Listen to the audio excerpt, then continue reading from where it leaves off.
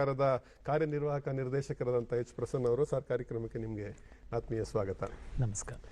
ಇದು ಬಹಳ ವಿಶೇಷವಾದಂಥ ಒಂದು ಸವಾಲಿನ ಸಂದರ್ಭ. ಪ್ರತಿ ಬಾರಿನೂ ಕೂಡ ಪರೀಕ್ಷೆ ಅಂತ ಅಂದಾಗ ಒಂದು ಸವಾಲು ಎದುರಾಗೋದು, ಆ ಪರೀಕ್ಷೆ ನಂತರ ಒಂದು ಕೌನ್ಸಿಲಿಂಗ್ ಪ್ರಕ್ರಿಯೆ ನಡೆಸುವಂಥದ್ದು ಕೂಡ ಬಹಳ ವಿಶೇಷವಾದಂಥ ಒಂದು ಸವಾಲಿನ ಕೆಲಸ.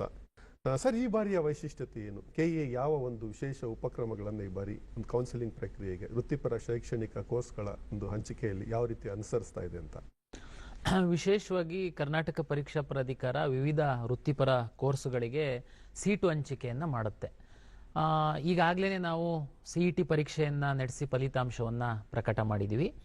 ವಿದ್ಯಾರ್ಥಿಗಳು ತಾವು ಸಲ್ಲಿಸಿದಂತಹ ಅರ್ಜಿಯಲ್ಲಿ ಏನೆಲ್ಲ ಮೀಸಲಾತಿಗಳು, ಏನೆಲ್ಲ ಇನ್ಫಾರ್ಮೇಷನನ್ನು ಕೊಟ್ಟಿದ್ದಾರೆ, ಅದರದ್ದು ವೆರಿಫಿಕೇಷನ್ ಸ್ಲಿಪ್ ಅಂತೇಳಿ, ಅಂದರೆ ಕೌನ್ಸಿಲಿಂಗ್ ಶುರುವಾಗೋದಕ್ಕಿಂತ ಪೂರ್ವದಲ್ಲಿ ಆ ವೆರಿಫಿಕೇಷನ್ ಸ್ಲಿಪ್ಪನ್ನು ಡೌನ್ಲೋಡ್ ಮಾಡ್ಕೊಳ್ಳುವಂಥ ಪ್ರಕ್ರಿಯೆ ಇರುತ್ತೆ. ಲಾಸ್ಟು ಮೂರು ದಿನಗಳಿಂದ ಆ ವೆರಿಫಿಕೇಷನ್ ಸ್ಲಿಪ್ಪನ್ನು ಡೌನ್ಲೋಡ್ ಮಾಡ್ಕೊಳ್ತಾ ಇದ್ದಾರೆ. ಆ ವೆರಿಫಿಕೇಷನ್ ಸ್ಲಿಪ್ಪು ಏನು ವಿಶೇಷತೆ ಅಂತಂದರೆ, ಈ 2 ವರ್ಷಕ್ಕಿಂತ ಮೊದಲು ವೆರಿಫಿಕೇಷನ್ ಸ್ಲಿಪ್ಪಲ್ಲಿ ಒಂದು ಸೀಕ್ರೆಟ್ ಕೀ, ಪಾಸ್ವರ್ಡ್, ಲಾಗಿನ್ ಎಲ್ಲ ಕೊಟ್ಟಿರ್ತಿದ್ರು. ಅದು ಇನ್ನು ಇಡೀ ಕೌನ್ಸಿಲಿಂಗ್ ಪ್ರಕ್ರಿಯೆಯಲ್ಲಿ ಸಿಸ್ಟಮ್ ಒಳಗಡೆ ಬರಬೇಕು ಅಂದರೆ ಅದು ಮಹತ್ವದ್ದಾಗಿತ್ತು. ಕಳೆದ ವರ್ಷದಿಂದ ನಾವು ಅದನ್ನು ಡಿಸ್ಕಂಟಿನ್ಯೂ ಮಾಡಿದ್ದೀವಿ.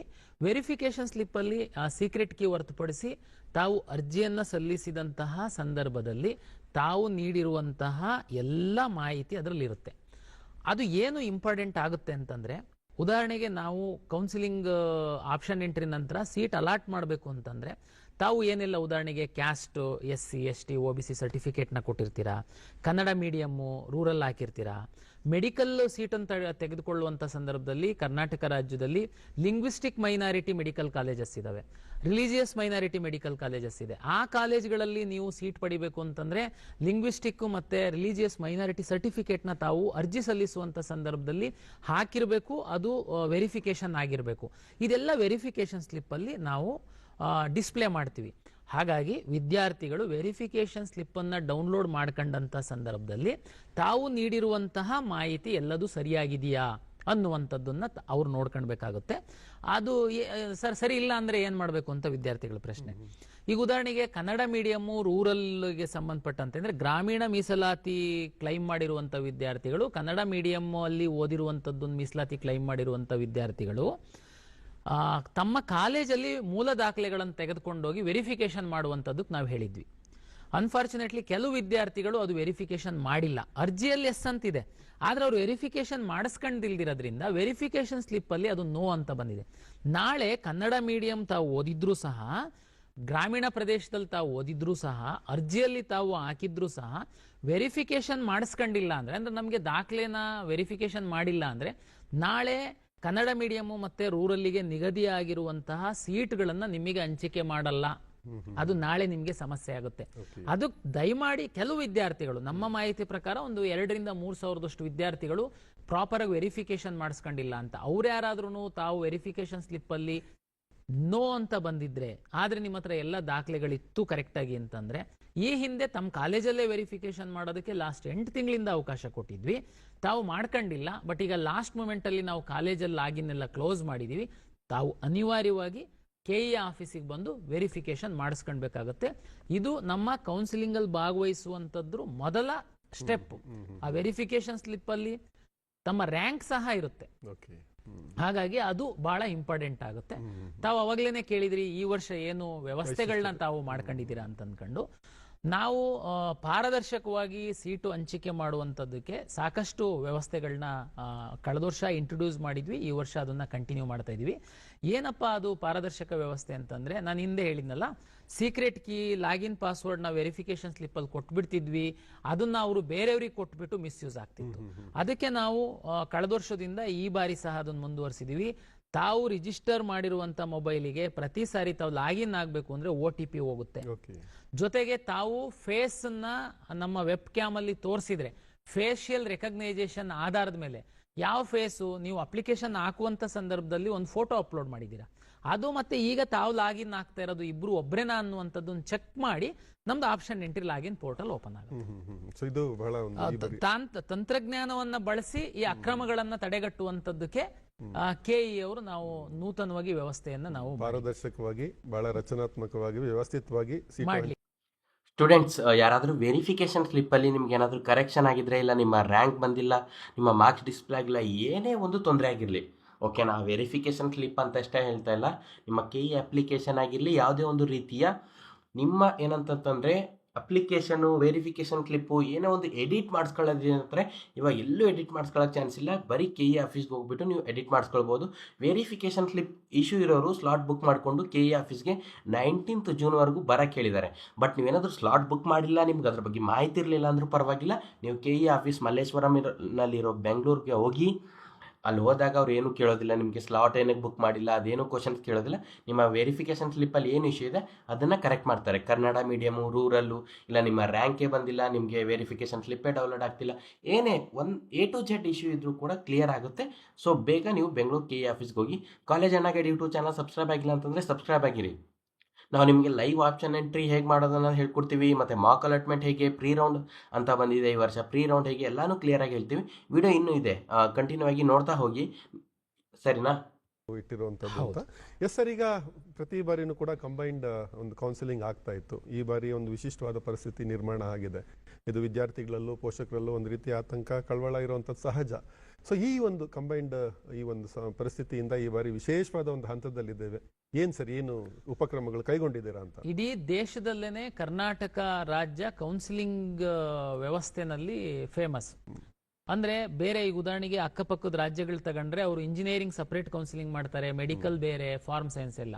ಏನಾಗುತ್ತೆ, ವಿದ್ಯಾರ್ಥಿಗಳು ಅಲ್ಲಿ ನಾನು ಹೀಗೇನೆ ಮಹಾರಾಷ್ಟ್ರದ್ದು ಒಂದು ಟೀಮ್ ನಮ್ಮಲ್ಲಿ ಸ್ಟಡಿ ಮಾಡೋದಕ್ಕೆ ಬಂದಾಗ ಸೀನಿಯರ್ ಅಧಿಕಾರಿಗಳ ಹತ್ರ ಚರ್ಚೆ ಮಾಡ್ತಾ ಇದ್ದೆ.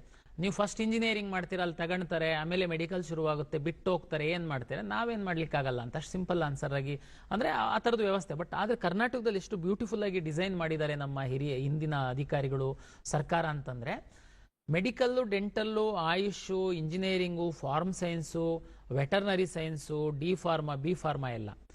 ಬಟ್ ನೀಟ್ ಎಕ್ಸಾಮ್ ಬಂದಾದ್ಮೇಲೆ ನೀಟ್ ರ್ಯಾಂಕ್ ಆಧರಿಸಿ ಮೆಡಿಕಲ್, ಡೆಂಟಲ್, ಆಯುಷನ್ ಅಲಾಟ್ ಮಾಡ್ತಾ ಇದ್ವಿ. ಉಳಿದಂತ ಎಲ್ಲ ಕೋರ್ಸ್ಗಳಿಗೆ CET-ನ ರ್ಯಾಂಕ್ ಆಧರಿಸಿ ನಾವು ಅಲಾಟ್ ಮಾಡುವಂಥದ್ದು. ಈಗ ನಮ್ಮ ಕರ್ನಾಟಕದಲ್ಲಿ ಪೋಷಕರಿಗೆ ಫಸ್ಟ್ ಮೆಡಿಕಲ್ ನನ್ನ ಮಗ ಮಾಡಬೇಕು ಅಂತೇಳಿ ಆಸೆ ಇರುತ್ತೆ. ಮೆಡಿಕಲ್ ಸಿಕ್ಕಿಲ್ಲ ಅಂದ್ರೆ ಡೆಂಟಲ್ಲು, ಇದೆರಡು ಸಿಕ್ಕಿಲ್ಲ ಅಂತಂದ್ರೆ ಪ್ಲಾನ್ B ಅಂತ ನಾನು ಇಂಜಿನಿಯರಿಂಗ್ ಕಳಿಸ್ತೀನಿ. ಕೆಲವರು ಇಲ್ಲ ಮೆಡಿಕಲ್ಲು, ಅದು ಸಿಕ್ಕಿಲ್ಲ ಅಂದ್ರೆ ವೆಟರ್ನರಿ ಕಳಿಸ್ತೀನಿ. ನಾವು ಬೇರೆ ಬೇರೆ ಸಂದರ್ಭದಲ್ಲಿ ಕೌನ್ಸಿಲಿಂಗ್ ಮಾಡೋದ್ರಿಂದ ಏನಾಗುತ್ತೆ, ಅಲ್ಲಿ ಸೇರ್ಬಿಟ್ಟು ನಂತರ ಇದನ್ನ ಮಾಡಿದಾಗ ಅದು ಬಿಟ್ಟು ಬರ್ತಾನೆ, ಆ ಸೀಟನ್ನ ಯಾರಿಗೆ ಕೊಡೋದು, ಅವಾಗ ತುಂಬಾ ಕೆಳಗಡೆ ಇರುವಂತವ್ರಿಗೆ ಕೊಡೋದು. ಹಾಗಾಗಿ ನಮ್ದು ಕಂಬೈನ್ಡ್ ಕೌನ್ಸಿಲಿಂಗ್ ನಾವು ಮಾಡ್ತಾ ಇದ್ವಿ, ತುಂಬಾ ಅದ್ಭುತವಾಗಿತ್ತು. ನೀಟ್ ರ್ಯಾಂಕ್ ಆಧರಿಸಿ 3 ಕೋರ್ಸು, CET ರ್ಯಾಂಕ್ ಆಧರಿಸಿ ಇತರೆ ಕೋರ್ಸು. ಒಬ್ಬ ವಿದ್ಯಾರ್ಥಿ ಆಪ್ಷನ್ ಎಂಟ್ರಿ ಮಾಡುವಂತ ಸಂದರ್ಭದಲ್ಲಿ ಮೆಡಿಕಲ್ಲು ಎಷ್ಟು ಕಾಲೇಜು ಬೇಕು ಮಾಡ್ಬೋದು, ಡೆಂಟಲ್ ಎಷ್ಟು ಬೇಕು ಮಾಡ್ಬೋದು, ಕೊನೆಗೆ ಅದು ಎರಡು ಸಿಕ್ಕಿಲ್ಲ ಅಂದ್ರೆ ನಾನು ಇಂಜಿನಿಯರಿಂಗು, ಅದು ಸಿಕ್ಕಿಲ್ಲ ಅಂದ್ರೆ ವೆಟರ್ನರಿ, ಅದು ಸಿಕ್ಕಿಲ್ಲ ಫಾರ್ಮ್ಸ್, ಎಷ್ಟು ಆಪ್ಷನ್, ಎಷ್ಟು ಕಾಲೇಜಿಗೆ ಬೇಕಾದ್ರೂ ಆಪ್ಷನ್ ಎಂಟ್ರಿ ಮಾಡ್ಬೋದಾಗಿತ್ತು. ನಾವು ಅವರ ರ್ಯಾಂಕು ಮತ್ತೆ ಅವರು ಏನ್ ಪ್ರಿಯಾರಿಟಿ ಕೊಟ್ಟಿದ್ದಾರೆ, ಫಸ್ಟ್, ಸೆಕೆಂಡ್, ಥರ್ಡ್, ಅದರ ಆಧಾರದ ಮೇಲೆ ಅವರಿಗೆ ಬೆಸ್ಟ್ 1 ಸೀಟನ್ನು ಅಲಾಟ್ ಮಾಡ್ತಾ ಇದ್ವಿ. ಈ ಸರಿ ನೀಟ್ ರೀ ಎಕ್ಸಾಮ್ ಆಗೋದಕ್ಕೆ ಹೋಗಿ ನಮಗೆ ಆ ನೀಟ್ ರಿಸಲ್ಟ್ 21ಕ್ಕೆ ಎಕ್ಸಾಮ್ ಅಂದ್ರೆ ಅದಾಗಿ 1 ತಿಂಗಳಿಗೆ ನಮಗೆ ರಿಸಲ್ಟ್ ಬರ್ಬೋದು.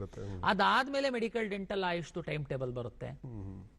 ಈಗ ನಾವು ಸರ್ಕಾರದ ಮಟ್ಟದಲ್ಲಿ ಈಗಾಗ್ಲೇನೆ ಇಂಜಿನಿಯರಿಂಗ್ ಉಳಿದಂತ ಕೋರ್ಸ್ಗಳದ್ದು ಕೌನ್ಸಿಲಿಂಗ್ ಶುರು ಮಾಡೋದಕ್ಕೆ ನಾವು ಸಿದ್ಧರಾಗಿದ್ದೀವಿ.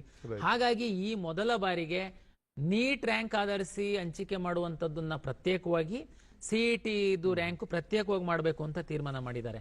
ನಾನು ಪೋಷಕರು ವಿದ್ಯಾರ್ಥಿಗಳಿಗೆ ವಿನಂತಿ, ಪ್ರತ್ಯೇಕ ಅಂತಿದ್ದಂಗೆನೆ ನಾನು ಮೊದಲು ಬೇರೆ ರಾಜ್ಯದ ಉದಾಹರಣೆ ಕೊಟ್ಟಾಗ ಅನ್ಯಾಯ ಆಗ್ಬಿಡುತ್ತೆ ನಮಗೆ ಅಂತ ಭಾವಿಸಕ್ ಹೋಗ್ಬೇಡಿ. ಪ್ರತ್ಯೇಕ ಮಾಡ್ತು ಅಂತಂದ್ರೂ ಸಹ ನಾವು ಅದೆರಡನ್ನು ಕ್ಲಬ್ ಮಾಡ್ತೀನಿ ಮುಂದಿನ ದಿನಗಳಲ್ಲಿ. ಉದಾಹರಣೆಗೆ ಹೇಗೆ ಅಂದ್ರೆ, ಹಿಂದೆ ಸಹ ನಮ್ಮ ವಿದ್ಯಾರ್ಥಿಗಳು ಫಸ್ಟ್ ರೌಂಡ್ ಅಲ್ಲಿ ಸೀಟ್ ಅಲಾಟ್ಮೆಂಟ್ ಮಾಡಿದಾಗ ಅಡ್ಮಿಷನ್ ಆಗೋದು ಕಂಪಲ್ಸರಿ ಇರಲಿಲ್ಲ. ಅವರು ಸೆಕೆಂಡ್ ರೌಂಡಿಗೆ ಆ ಸೀಟನ್ನ ಹೋಲ್ಡ್ ಮಾಡಿ ಬರುವಂತದ್ದಕ್ಕೆ ಅವಕಾಶ ಇತ್ತು. ಸೆಕೆಂಡ್ ರೌಂಡ್ ಅಲ್ಲಿ ಮೆಡಿಕಲ್, ಡೆಂಟಲ್ ಕಂಪಲ್ಸರಿ ಅಡ್ಮಿಷನ್ ಇತ್ತು, ಇಂಜಿನಿಯರಿಂಗ್ ಮತ್ತೆ ಥರ್ಡ್ ರೌಂಡಿಗೆ ಸಹ ಹೋಲ್ಡ್ ಮಾಡಿ ಬರ್ಬೋದಾಗಿತ್ತು. ಒಂದು ರೌಂಡ್ ಕೌನ್ಸಿಲಿಂಗ್ ಮಾಡೋದಕ್ಕೆ ಮಿನಿಮಮ್ 30 to 35 ಡೇಸ್ ನನಗೆ ಬೇಕಾಗುತ್ತೆ.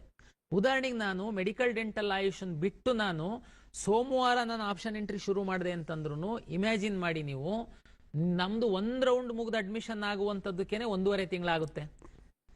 ಮೆಡಿಕಲ್ಗೆ ಹೋಗುವಂತಹ ಒಬ್ಬ ವಿದ್ಯಾರ್ಥಿ ನಮ್ಮಲ್ಲಿ ಒಂದು ಪ್ರತಿಷ್ಠಿತ ಕಾಲೇಜಲ್ಲಿ ಇಂಜಿನಿಯರಿಂಗ್ ಸೀಟ್ ತಗೊಂಡಿದ್ದಾನೆ. ನಾನು ಅವನಿಗೆ ವಿನಂತಿ ಮಾಡುವಂತದ್ದು, ನೀನು ನಮ್ಮಲ್ಲಿ ಸಿಕ್ಕಿದೆ ಅಂತಿದ್ದಂಗೆನೆ ಹೋಗಿ ಅಡ್ಮಿಷನ್ ಆಗ್ಬೇಡ. ಯಾಕೆಂದ್ರೆ ನೀನು ಹೋಲ್ಡ್ ಮಾಡಿ ನೆಕ್ಸ್ಟ್ ರೌಂಡಿಗೆ ಬರೋದಕ್ಕೆ ಅವಕಾಶ ಇದೆ. ಯಾಕೆಂದ್ರೆ ಎಷ್ಟೇ ಡಿಲೇ ಆಯ್ತು ಅಂತಂದ್ರೂ ಸೆಕೆಂಡ್ ರೌಂಡ್ ಅಲ್ಲಂತೂ ಶೇಕಡ 100% ನಾವು ನೀಟ್ ರಿಸಲ್ಟ್ ಬಂದು ಕೌನ್ಸಿಲಿಂಗ್ ಶುರು ಮಾಡ್ತೀವಿ. ಈಗ ಉದಾಹರಣೆಗೆ ಒಂದು ಪ್ರತಿಷ್ಠಿತ ಕಾಲೇಜಲ್ಲಿ ಇಂಜಿನಿಯರಿಂಗು, ಪ್ರತಿಷ್ಠಿತ ಕಾಲೇಜಲ್ಲಿ ವೆಟರ್ನರಿ ಸೈನ್ಸ್ ತಗೊಂಡಿದ್ದಾನೆ. ಆ ಪ್ರತಿಷ್ಠಿತ ಕಾಲೇಜಲ್ಲಿ ಇಂಜಿನಿಯರಿಂಗ್ ವೆಟರ್ನರಿ ತಗೊಂಡಿರೋನು ಮೆಡಿಕಲ್ ಅಲ್ಲಿ ಸಹ ಅವನು ಒಳ್ಳೆ ರ್ಯಾಂಕೇನೆ ತಗೊಂತಾನೆ ಅಂತ ಅನ್ಕೊಂಡ್ರೆ, ನೀನು ಆ ಸೀಟ್ ತಗೊಂತಿದ್ದಂಗೆನೆ ಅದನ್ನು ಹೋಲ್ಡ್ ಮಾಡು, ಸೆಕೆಂಡ್ ರೌಂಡಿಗೆ ಬಾ. ಸೆಕೆಂಡ್ ರೌಂಡ್ ಅಲ್ಲಿ ನಾವು ಮೆಡಿಕಲ್ ಕೌನ್ಸಿಲಿಂಗ್ ಶುರು ಮಾಡಿದಾಗ ನೀನು ಮೆಡಿಕಲ್ ಆಪ್ಷನ್ ಎಂಟ್ರಿ ಮಾಡ್ತೀಯಾ. ಅವಾಗ ಆಟೋಮೆಟಿಕ್ ಆಗಿ ನಮ್ದು ನಿಯಮ ಏನ್ ಹೇಳುತ್ತೆ, ನಿನಗೆ ಮೇಲಿಂದು ಯಾವ್ದಾದ್ರು ಸೀಟ್ ಸಿಕ್ತು ಅಂದ್ರೆ ಇಟ್ಕೊಂಡಿರೋ ಸೀಟು ನಿನ್ನಿಂದ ಹೋಗಿ ಬೇರೆಯವ್ರಿಗೆ ಅಲಾಟ್ ಆಗುತ್ತೆ. ಮೆಡಿಕಲ್ ಕೌನ್ಸಿಲಿಂಗ್ ಶುರು ಮಾಡಿದಾಗ ನಿನಗೆ ಮೆಡಿಕಲ್ ಸೀಟ್ ಸಿಕ್ತು ಅಂದ್ರೆ ನೀನು ಈಗ ಫಸ್ಟ್ ರೌಂಡ್ ಅಲ್ಲಿ ತಗೊಂಡಿರುವಂತಹ ಸೀಟು ನೀನು ಬಿಟ್ಟು ಕೊಡ್ತೀಯಾ. ಅವಾಗ ಕೆಳಗಡೆ ನಿನ್ಕಿಂತ ಜಸ್ಟ್ ಮೆರಿಟೋರಿಯಸ್ ಸ್ಟೂಡೆಂಟ್ಸ್ಗೆ ಆ ಸೀಟ್ ಸಿಗುತ್ತೆ. ಸರ್, ಇಲ್ಲಿ ಇದು ರ್ಯಾಂಕಿಂಗ್ ಇಲ್ಲಿ ವ್ಯತ್ಯಾಸ ಆಗಲ್ವಾ, ಬೇರೆ ಇದಾಗಲ್ವಾ, ರ್ಯಾಂಕಿಂಗ್ ಒಂದು ಜಸ್ಟಿಫೈ ಆಗುತ್ತಾ ಇಲ್ಲಿ ಅಂತ ಹೇಗೆ ಅಂತ? ಹೌದು, ಈಗ ಇದೇ ಜಸ್ಟಿಫೈ ಆಗುವಂತ ಹೇಳ್ತಿರುವಂತದ್ದು. ಹೇಗೆ ಅಂತಂದ್ರೆ, ಈಗ ಒಂದು ಮಗುಗೆ ನೀಟ್ ರ್ಯಾಂಕ್ ಒಂದಿದೆ, ಇಂಜಿನಿಯರಿಂಗ್ ರ್ಯಾಂಕ್ ಒಂದಿದೆ. ಎನಿವೇ ನಾವು ಹಿಂದೆ ಆದ್ರೂ ನೀಟ್ ರ್ಯಾಂಕ್ ಆಧರಿಸಿನೇ ಈ ಕೋರ್ಸಿಗೆ ಅಲಾಟ್ ಮಾಡ್ತಾ ಇದ್ವಿ. ಉಳಿದಿದ್ದು ನಮ್ದು KCET ಅಲ್ಲಿ ಸಹ ನಾವು ಯಾವ ರೀತಿ ಕೊಡ್ತಾ ಇದೀವಿ ಅಂದ್ರೆ, ಇಂಜಿನಿಯರಿಂಗಿಗೆ ಒಂದು ಬೇರೆ ರ್ಯಾಂಕು, ಅಗ್ರಿಕಲ್ಚರಿಗೆ ಬೇರೆ ರ್ಯಾಂಕು, ವೆಟರ್ನರಿಗೆ ಬೇರೆ ರ್ಯಾಂಕು. ಸೀಟ್ ಅಲಾಟ್ ಮಾಡುವಂತಹ ಸಂದರ್ಭದಲ್ಲಿ ಸಹ ನೀಟ್ ರ್ಯಾಂಕ್ ಆಧರಿಸಿ ಮೆಡಿಕಲ್, ಡೆಂಟಲ್, ಆಯುಷ್, ಇನ್ನು ಉಳಿದಂತೆ ಇಂಜಿನಿಯರಿಂಗ್ ಅಂದ್ರೆ engineering rank, farm science, agri, forestry, sericulture ಎಲ್ಲ, ಫಿಶರೀಸ್ ಅಂತಂದ್ರೆ ಫಾರ್ಮ್ ಸೈನ್ಸ್ ರ್ಯಾಂಕು, ವೆಟರ್ನರಿಗೆ ವೆಟರ್ನರಿ ಸೈನ್ಸ್ ರ್ಯಾಂಕು, ಈ ರೀತಿ ಅಲಾಟ್ ಮಾಡ್ತಾ ಇದ್ದೀವಿ. ವ್ಯತ್ಯಾಸ ಯಾವುದೂ ಆಗಲ್ಲ. ನಾವು ಸಿಂಪಲ್ ಆಗಿ ಹೇಳೋದಂತಂದ್ರೆ, ಈ ಬಾರಿ ನಾವು ನೀಟು ಡಿಲೇ ಆಗಿರೋದ್ರಿಂದ KCET ಕೌನ್ಸಿಲಿಂಗ್ ನಾವೀಗ ತಕ್ಷಣ ಶುರು ಮಾಡ್ತಾ ಇದೀವಿ ಅಂದ ಮಾತ್ರಕ್ಕೆ ಮೆಡಿಕಲ್ ಎಕ್ಸಾಮ್, ನೀಟ್ ಎಕ್ಸಾಮ್ ಬರೀತಿರೋ ವಿದ್ಯಾರ್ಥಿಗಳು, ಪೋಷಕರು ಆತಂಕಕ್ಕೆ ಒಳಪಡುವಂತಹ ಅಗತ್ಯ ಇಲ್ಲ. ತಮ್ಗೆ ಸಹ ನಿಮ್ಮ ಮಕ್ಕಳು 21 ತನಕ, ನಾನು ಉದಾಹರಣೆಗೆ ನಾಳೆ ಆಪ್ಷನ್ ಎಂಟ್ರಿ ಓಪನ್ ಮಾಡಿದ್ರು ಸಹ ನೀಟ್ ಪರೀಕ್ಷೆ ಬರಿತಾ ಇರುವಂತಹ ವಿದ್ಯಾರ್ಥಿಗಳಿಗೆ ನಾನು ಅಲೋ ಮಾಡಲ್ಲ. ದಯಮಾಡಿ ನೀವು ಸಹ ಬರಕ್ ಹೋಗ್ಬೇಡಿ ಆಪ್ಷನ್ ಎಂಟ್ರಿ ಮಾಡೋದಕ್ಕೆ. ದಯಮಾಡಿ 21ನೇ ತಾರೀಕು ಎಕ್ಸಾಮಿಗೆ ಸಿದ್ಧತೆಯನ್ನ ನಡೆಸಿ. ನಿಮಗೆ 21 ಆದ್ಮೇಲೆ ಸಹ ನಿಮಗೆ ಆಪ್ಷನ್ ಎಂಟ್ರಿಗೆ ಲಾಗಿನ್ ಓಪನ್ ಇರುತ್ತೆ, ಎಂಟ್ರಿ ಮಾಡಬಹುದು. ಯಾವುದೇ ಕಾರಣಕ್ಕೆ ಆಪ್ಷನ್ ಎಂಟ್ರಿ ಬಿಟ್ಬಿಟ್ಟಿದ್ದಾರೆ, ನಾನು ಎಂಟ್ರಿ ಮಾಡ್ಬಿಡೋಣ, ಮುಗ್ದೋಗ್ಬಿಡುತ್ತೆ, ನೋ, ಟೆನ್ಷನ್ ಮಾಡ್ಕೊಳಕ್ ಹೋಗ್ಬೇಡಿ. ನೀಟು ಇದೆಲ್ಲದಕ್ಕಿಂತನೂ ಪರೀಕ್ಷೆ ಇಂಪಾರ್ಟೆಂಟ್ ಇದೆ, ಅದು ಮರು ಪರೀಕ್ಷೆ ಆಗ್ತಾ ಇದೆ. ದಯಮಾಡಿ ನೀಟ್ ವಿದ್ಯಾರ್ಥಿಗಳು ನಮ್ಮ KCET ಕಡೆ ತಿರುಗಿ ನೋಡೋದಕ್ಕೆ ಹೋಗ್ಬೇಡಿ, ಆಪ್ಷನ್ ಎಂಟ್ರಿ ಕಡೆ ನೋಡೋದಕ್ಕೆ ಹೋಗ್ಬೇಡಿ.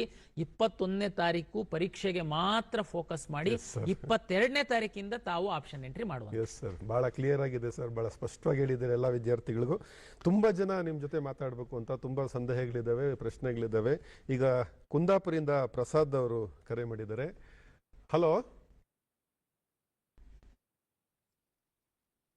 ನಮಸ್ತೆ ಪ್ರಸಾದ್, ನಿಮ್ ಪ್ರಶ್ನೆ ಕೇಳಿ.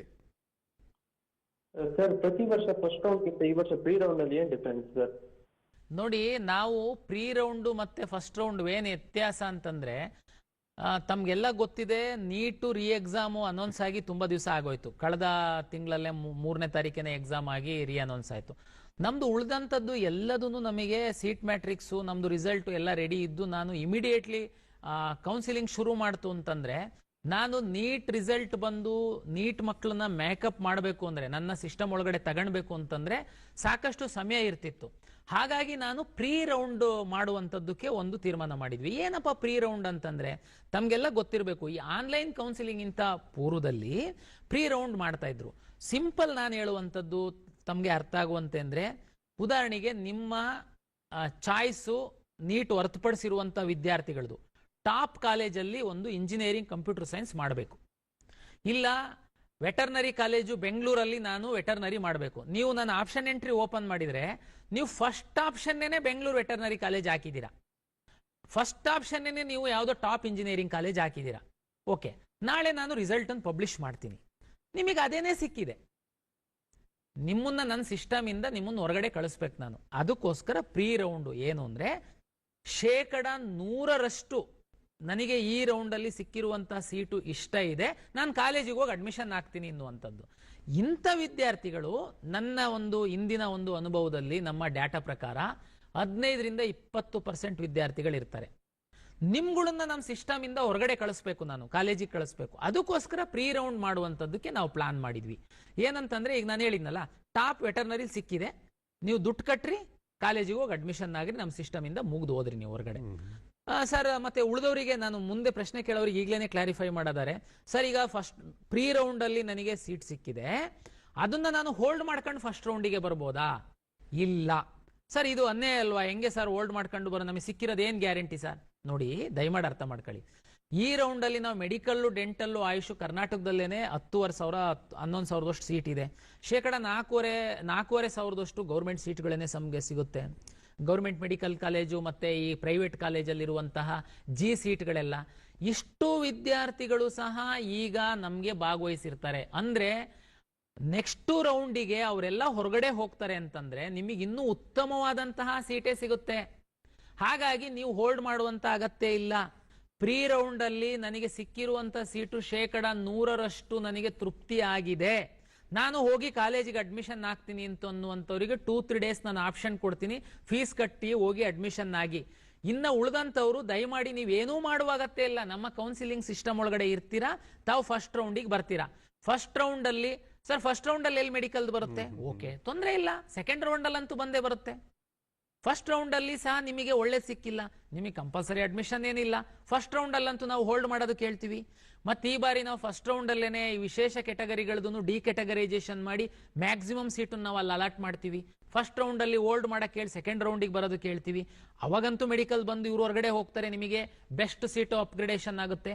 ಆ ಕಾರಣಕ್ಕೋಸ್ಕರ ಪ್ರೀ ರೌಂಡ್ ಅಂತಂದ್ರೆ ಸಿಕ್ಕಿರುವ ಸೀಟು ಶೇಕಡ 100ರಷ್ಟು ನನಗೆ ಇಷ್ಟ ಆಗಿದೆ, ಕಾಲೇಜಿಗೆ ಹೋಗ್ತೀನಿ ಅನ್ನುವಂಥವ್ರಿಗೆ 2-3 ದಿನ ನಾನು ಓಪನ್ ಮಾಡಿಡ್ತೀನಿ ಅಡ್ಮಿಷನ್ ಆಗುವಂಥದ್ದಕ್ಕೆ ಪ್ರೀ ರೌಂಡು. ಫಸ್ಟ್ ರೌಂಡ್ ಅಲ್ಲಾದ್ರೆ ನೀವು ಕಾಲೇಜಿಗೆ ಹೋಗ್ಬೋದು, ಸೀಟ್ ಹೋಲ್ಡ್ ಮಾಡಿ ನೆಕ್ಸ್ಟ್ ರೌಂಡಿಗೆ ಬರ್ಬೋದು. ನನಗೆ ಇಷ್ಟ ಇಲ್ಲ ಅಂತಂದ್ರೆ ಚಾಯ್ಸ್ 3 ಹಾಕಿ ಆ ಕಾಲೇಜ್ ಡಿಲೀಟ್ ಆಗಿ ನಮ್ಮ ಸಿಸ್ಟಮ್ ಅಲ್ಲಿ ಇರ್ಬೋದು. ಚಾಯ್ಸ್ 4 ಹಾಕಿ ನನಗೆ ಕೌನ್ಸಿಲಿಂಗೇ ಬೇಡ, ನಾನು ಮ್ಯಾನೇಜ್ಮೆಂಟ್ ಅಲ್ಲಿ ಅಡ್ಮಿಷನ್ ಆಗಿದ್ದೀನಿ ಅಂತ ಹೊರಗಡೆ ಹೋಗ್ಬೋದು. ಇದೇ 2 ವ್ಯತ್ಯಾಸ pre and first round. Yes sir, ಈಗ ಮತ್ತೊಂದು ಕರೆ ಇದೆ. ಸ್ಟೂಡೆಂಟ್ಸ್, ನಂಗೆ ಗೊತ್ತು ನಿಮಗೆಲ್ಲ ಕನ್ಫ್ಯೂಸ್ ಆಗಿರ್ತಾರೆ, ಸ್ಟೂಡೆಂಟ್ಸ್ ಆಗಿರಲಿ ಪೇರೆಂಟ್ಸ್ ಆಗಿರಲಿ. ಬಟ್ ಏನಂತ ಅಂತಂದರೆ ಫಸ್ಟ್ ರೌಂಡ್ ಅಂದರೆ ಪ್ರೀ ರೌಂಡಲ್ಲಿ ನಿಮಗೆ ಚಾಯ್ಸ್ 1 ಚಾಯ್ಸ್ 4 ಎರಡೇ ಇರುತ್ತೆ. ಇಷ್ಟ ಇದೆ 100% ಅಡ್ಮಿಷನ್ ಆಗ್ತಿದ್ದೀನಿ, ಚಾಯ್ಸ್ 1 ಕೊಡಿ. ಇಷ್ಟ ಇಲ್ಲ ನಂಗೆ KCET ಕೌನ್ಸಿಲಿಂಗೇ ಬೇಡಪ್ಪ, ನಾನು ಇದರಿಂದ ಆಚೆ ಹೋಗ್ತೀನಿ, ಚಾಯ್ಸ್ 4 ಕೊಟ್ಬಿಟ್ಟು ಆಚೆ ಹೋಗ್ಬೋದು. ಚಾಯ್ಸ್ 2 ಚಾಯ್ಸ್ 3 ಇರೋದಿಲ್ಲ. ಸೊ ನಿಮಗೆ ಫಸ್ಟ್ ರೌಂಡಲ್ಲಿ ಏನಂತಂದರೆ ಯಾವುದೆಲ್ಲ ಕಾಲೇಜಸ್ ಇರುತ್ತೆ ಅದನ್ನು ನೀವು ಮತ್ತು ನಿಮಗೆ ಅಲೋಕೇಟ್ ಆಗುತ್ತೆ. ನೀಟ್ ಸ್ಟೂಡೆಂಟ್ಸು ನಿಮ್ಗೆ ಯಾವುದೇ ರೀತಿಯ KCET ಕೋರ್ಸಸ್ ಇಷ್ಟ ಇಲ್ಲ ಅಂತಂದರೆ ಜಸ್ಟ್ ರಿಜಿಸ್ಟರ್ ಆಗಿರಿ, ಫಸ್ಟ್ ರೌಂಡಲ್ಲಿ ನಿಮ್ಮ ಮೆಡಿಕಲ್ ಸೀಟ್ನ ಆ್ಯಡ್ ಮಾಡ್ಕೊಳ್ಬೋದು. ಮತ್ತು ಅದಾಗೆ ನಾವು ಕ್ಲಿಯರ್ ಆಗಿ ಪ್ರೀ ರೌಂಡ್ ಕೂಡ ನಿಮಗೆ ಈಸಿ ಆಗೋ ಥರ ಎಕ್ಸ್ಪ್ಲೇನ್ ಮಾಡ್ತೀವಿ ಲೈವ್ ಆಗಿ, ಸರಿನಾ? ಪ್ರೀ ರೌಂಡ್ ಸ್ಟಾರ್ಟ್ ಆದಾಗ. ಮತ್ತು ಆಪ್ಷನ್ ಎಂಟ್ರಿ ಸ್ಟಾರ್ಟ್ ಆಗೋ ಚಾನ್ಸಸ್ ಯಾವಾಗಿದೆ ಅಂತಂದರೆ 22-23 ಆವಾಗಲೇ ಸ್ಟಾರ್ಟ್ ಆಗ್ತದೆ. ಏನಕ್ಕಂತಂದರೆ ಪ್ರಸನ್ನ ಸರು ನೀಟ್ ಸ್ಟೂಡೆಂಟ್ಸ್ಗೆ ಗೊಂದಲ ಆಗಬಾರ್ದು, ತೊಂದರೆ ಆಗಬಾರ್ದು ಅನ್ನೋ ಸಲುವಾಗಿ ಆಫ್ಟರ್ ನೀಟ್ ಎಕ್ಸಾಮ್ June 21 ಆದಮೇಲೆ ಅಂತಂದರೆ 22-23 ಇವಾಗ ಆಪ್ಷನ್ ಎಂಟ್ರಿ ಸ್ಟಾರ್ಟ್ ಆಗುತ್ತೆ. ಅಲ್ಲಿವರೆಗೂ ನಿಮ್ಮ ವೆರಿಫಿಕೇಷನ್ ಸ್ಲಿಪ್ ಎಲ್ಲನೂ ಕರೆಕ್ಷನ್ ಮಾಡ್ಕೊಳ್ಳಿ. ಇನ್ನೂ ವೀಡಿಯೋ ಇದೆ, ಕಂಟಿನ್ಯೂ ಆಗಿ ನೋಡಿ. ಕಾಲೇಜ್ ಅಣ್ಣ ಗೈಡ್ ಯೂಟ್ಯೂಬ್ ಚಾನಲ್ ಸಬ್ಸ್ಕ್ರೈಬ್ ಆಗಿಲ್ಲ ಅಂದರೆ ಸಬ್ಸ್ಕ್ರೈಬ್ ಆಗಿರಿ, ಮತ್ತು ಈ ವಿಡಿಯೋನ ಲೈಕ್ ಮಾಡಿ. Thank you sir. ಇಲ್ಲ ನಿಮ್ದು ಏನಾದರೂ ಒಂದು ಕ್ವಶನ್ಸ್ ಇದ್ದರು, ಇಲ್ಲ ಕ್ವಶನ್ಸ್ ಇಲ್ಲ ಅಂದರೂ ಥ್ಯಾಂಕ್ ಯು ಅಂತ ಕಮೆಂಟ್ ಹಾಕಿರಿ. ನಮಗೂ ಮೋಟಿವೇಟ್ ಆಗಿಬಿಟ್ಟು ನಿಮಗೆ ಇನ್ನೂ ಇನ್ಫಾರ್ಮೇಷನ್ ಶೇರ್ ಮಾಡಿರ್ತೀವಿ, ಮತ್ತು ಲೈವ್ ಆಗಿ ಕೂಡ ಅಪ್ಡೇಟ್ ಮಾಡೋಕ್ಕೆ ನಿಮಗೆ ಮುಂದೆ ಹೆಲ್ಪ್ ಮಾಡ್ತೀವಿ. ಕಂಟಿನ್ಯೂ ಆಗಿ ವಿಡಿಯೋನ ನೋಡಿ. ಸರ್, ಕಾಲೇಜು ಕೌನ್ಸಿಲಿಂಗ್ ಹೋಗ್ತಾಳೆ, ಆದರೆ ಮೆಡಿಕಲ್ಗೆ ಫಸ್ಟ್ ನಮಗೆ ಪ್ರಿಫರೆನ್ಸ್ ಇರೋದು. ಇಂಜಿನಿಯರಿಂಗ್ ಕಾಲೇಜ್ ನಾವು ಬುಕ್ ಮಾಡಿಬಿಡ್ತೀವಿ, ಆದರೆ ಮೆಡಿಕಲ್ದು ರಿಸಲ್ಟು ಬರಲ್ಲ, ಕೌನ್ಸಿಲಿಂಗು ತಡ ಆಗುತ್ತೆ. ಇದು ಈ ಸೀಟ್ನ ಎಷ್ಟು ದಿವಸದವರೆಗೂ ನಮಗೆ ಎತ್ತಿಟ್ಟಿರ್ತೀರಾ ಅಂತ ಒಂದು. ಸರ್, ಈಗ ಗೌರ್ಮೆಂಟ್ ಸೀಟ್ ಮೆಡಿಕಲ್ ಕಾಲೇಜು ಅಂತ ಒಂದು, ಪ್ರೈವೇಟ್ ಕಾಲೇಜ್ ಗೌರ್ಮೆಂಟ್ ಸೀಟು, ಈ ಥರ ಒಟ್ಟೊಟ್ಟೆ 2 ಬುಕ್ ಮಾಡ್ಬೋದಾ ಸರ್? ನೋಡಿ, ಈಗ ನೀವು ಮೊದಲು ಕೇಳಿರೋ ಪ್ರಶ್ನೆಗೆ ನಾವು ಇಂಜಿನಿಯರಿಂಗ್ ಸೀಟು ಬುಕ್ ಮಾಡಿಬಿಡ್ತೀವಿ. ನೋಡಿ, ಬುಕ್ಕಿಂಗ್ ಅನ್ನೋ ಪ್ರಶ್ನೆ ಇಲ್ಲ. ನೀವು KE ಮುಖಾಂತರ ಕೌನ್ಸಿಲಿಂಗ್ ಅಲ್ಲಿ ನಿಮ್ಮ ಮಗು ಇಂಜಿನಿಯರಿಂಗ್ ರ್ಯಾಂಕ್ ಚೆನ್ನಾಗಿತ್ತು ಅಂತಂದ್ರೆ ಎಲ್ಲ ಇವತ್ತು ಯಾರು ನೋಡ್ತಾ ಇದ್ದೀರಾ ಎಲ್ಲರಿಗೆ ನಾನು ವಿನಂತಿ ಮಾಡುವಂಥದ್ದು, ದಯಮಾಡಿ ಅರ್ಥ ಮಾಡ್ಕೊಳ್ಳಿ. ಕರ್ನಾಟಕ ಪರೀಕ್ಷಾ ಪ್ರಾಧಿಕಾರದ ಮೂಲಕ ಶೇಕಡ 45ರಷ್ಟು ಇಂಜಿನಿಯರಿಂಗ್ ಸೀಟ್ಗಳನ್ನ ನಾವೇ ಅಲಾಟ್ ಮಾಡ್ತಾ ಇದೀವಿ ಸರ್. ರಾಜ್ಯದಲ್ಲಿ 17 ಇಂಜಿನಿಯರಿಂಗ್ ಸರ್ಕಾರಿ ಇಂಜಿನಿಯರಿಂಗ್ ಕಾಲೇಜ್ ಇದೆ, 8 ಅನುದಾನಿತ ಇಂಜಿನಿಯರಿಂಗ್ ಕಾಲೇಜ್ ಇದೆ. ಸರ್ಕಾರಿ ಕಾಲೇಜಲ್ಲಿ ಶೇಕಡ 100ರಷ್ಟು, ಅನುದಾನಿತ ಕಾಲೇಜಲ್ಲಿ ಶೇಕಡ 95% ಸೀಟ್ಗಳನ್ನ ನಾವೇ ಅಲಾಟ್ ಮಾಡ್ತಾ ಇದೀವಿ. ಉಳಿದಂತ ಎಲ್ಲಾ ಖಾಸಗಿ ಕಾಲೇಜುಗಳಲ್ಲಿ ಶೇಕಡ 45ರಷ್ಟು ಸೀಟನ್ನ ನಾವು ಅಲಾಟ್ ಮಾಡ್ತಾ ಇದೀವಿ. ಹಾಗಾಗಿ ನೀವು ಬುಕ್ಕಿಂಗ್ ಅಂದ್ರೆ ಏನಾದ್ರು ಮ್ಯಾನೇಜ್ಮೆಂಟಲ್ ಬುಕ್ಕಿಂಗ್ ಅಂದಿದ್ದಕ್ಕೆ ನಾನು ಇದು ಹೇಳ್ತಾ ಇದ್ದೀನಿ. ತಾವು ದಯಮಾಡಿ ಹೋಗಿ ಬುಕ್ಕಿಂಗ್ ಮಾಡುವಂತದ್ದಿಲ್ಲ. ಓಕೆ, ನಮ್ಮ ಕೌನ್ಸಿಲಿಂಗ್ ಅಲ್ಲಿ ಭಾಗವಹಿಸ್ತೀರಾ ನೀವು, ನಿಮಗೆ ಇಂಜಿನಿಯರಿಂಗ್ ಸೀಟ್ ಅಲಾಟ್ ಆಗಿದೆ, ಆದ್ರೆ ನಿಮ್ಮ ಉದ್ದೇಶ ಮೆಡಿಕಲ್ ಇದೆ, ಎಷ್ಟು ದಿವಸದ ತನಕ ನೀವು ಕಾಯ್ಬೋದು ಅನ್ನುವಂಥದ್ದು. ನಾನು ಮೊದಲೇನೆ ಹೇಳ್ದಂಗೆ ತಮಗೆ ಫಸ್ಟ್ ರೌಂಡ್ ಅಲ್ಲಿ ಮೆಡಿಕಲ್ಲು ಡೆಂಟಲ್ಲು ಆಯುಷ್ ಬರ್ದೆ ನಾನು ಕೌನ್ಸಿಲಿಂಗ್ ಶುರು ಮಾಡಿದ್ದೀನಿ. ನಿಮ್ಮ ಮಗುಗೆ ಒಂದು ಇಂಜಿನಿಯರಿಂಗ್ ಕಾಲೇಜ್ ಸೀಟ್ ಸಿಕ್ಕಿದೆ, ತಾವು ಅದನ್ನ ಅಡ್ಮಿಷನ್ ಆಗಕ್ಕೆ ಹೋಗಬೇಡಿ, ತಾವು ಹೋಲ್ಡ್ ಮಾಡಿ ಸೆಕೆಂಡ್ ರೌಂಡಿಗೆ ಬರ್ತೀರಾ. 99% ಸೆಕೆಂಡ್ ರೌಂಡ್ ಅಲ್ಲಿ ನಾನು ಈ ಮೆಡಿಕಲ್ ಅನ್ನ ಇನ್ಕ್ಲೂಡ್ ಮಾಡ್ತೀನಿ. ಸರ್ ಇಲ್ಲ ಸರ್, ವರ್ಸ್ಟ್ ಕೇಸಲ್ಲಿ ಮಾಡಕ್ ನಿಮಗೆ ಆಗ್ಲೇ ಇಲ್ಲ. ನಾನು ಹೇಳ್ತೀನಿ ಮಾಡ್ತೀನಿ. ಮಾಡಕ್ ಆಗ್ಲೇ ಇಲ್ಲ ಸರ್, ಚಿಂತೆ ಮಾಡಬೇಡಿ ನೀವು, ನೆಕ್ಸ್ಟು ಸಹ ನಮ್ಮದೇ ಕೌನ್ಸಿಲಿಂಗು, ಅವಾಗ ಸಹ ನಾವು ನಿಮಗೆ ಮುಂದಿನ ರೌಂಡು ಹೋಗುವಂಥದ್ದಕ್ಕೆ ಅವಕಾಶ ಕೊಡ್ತೀವಿ. ಇಂಥ ಸಿಚುವೇಶನ್ ಬರಲ್ಲ. ನಾನು ಅದಕ್ಕೆ ಹೇಳ್ತಾ ಇರುವಂಥದ್ದು, ನೋಡಿ ಯಾವುದಕ್ಕೆ ಆದರೂ ಒಂದು ಲಿಮಿಟ್ ಇರುತ್ತೆ, ಒಂದು ಅಡ್ಮಿಷನ್ಗೆ ಟೈಮ್ ಟೇಬಲ್ ಇರುತ್ತೆ. ನಾನು ಹೇಳ್ತಾ ಇದ್ದೀನಿ, AICT ಅವರು ಮೆಡಿಕಲ್ ಇರ್ಬೋದು, ಒಂದು ಅಡ್ಮಿಷನ್ನಿಗಂತೂ ಎಂಡ್ ಮಾಡಲೇಬೇಕಲ್ಲ. ನೀವು 6 ತಿಂಗಳು ತನಕ ಏನು ಮಾಡೋದಕ್ಕಾಗಲ್ಲ. ನೀಟ್ ಎಕ್ಸಾಮ್ ಆದಮೇಲೆ ರಿಸಲ್ಟ್ ಕೊಡಬೇಕು, ಕೌನ್ಸಿಲಿಂಗ್ ಶುರು ಮಾಡಬೇಕು, ನೆಕ್ಸ್ಟ್ ಅಕಾಡೆಮಿಕ್ ಇಯರ್ ಶುರು ಮಾಡಬೇಕಾಗುತ್ತೆ. ಹಾಗಾಗಿ ನಾನು ಒಂದು ರೌಂಡ್ ಮಾಡೋದಕ್ಕೆ 30 ರಿಂದ 40 ದಿವಸ ಬೇಕಾಗುತ್ತೆ ಅಂತಂದ್ರೆ ಅದನ್ನೆಲ್ಲ ಲೆಕ್ಕ ಹಾಕಿನೇ ನಾನು ಪೋಷಕರಿಗೆ ಹೇಳ್ತಾ ಇದ್ದೀನಿ, ನೀವು ಮೆಡಿಕಲ್ ಆಸ್ಪಿರೆಂಟ್ ಆಗಿತ್ತು ಅಂತಂದ್ರೆ ನೀವು ನೀಟ್ ಎಕ್ಸಾಮ್ ಅನ್ನ ದಯಮಾಡಿ 21ಕ್ಕೆ ಚೆನ್ನಾಗಿ ಬರೀರಿ, ನಂತರ ನಮ್ಮ ಕೌನ್ಸಿಲಿಂಗ್ ಅಲ್ಲಿ ಭಾಗವಹಿಸ್ರಿ. ನಿಮಗೆ ವೆಟರ್ನರಿ, ಅಗ್ರಿಕಲ್ಚರ್, ಇಂಜಿನಿಯರಿಂಗ್ ಯಾವ ಸೀಟ್ ಸಿಕ್ಕಿದ್ರು ಹೋಲ್ಡ್ ಮಾಡಿ ಮುಂದಿನ ರೌಂಡಿಗೆ ಬನ್ನಿ.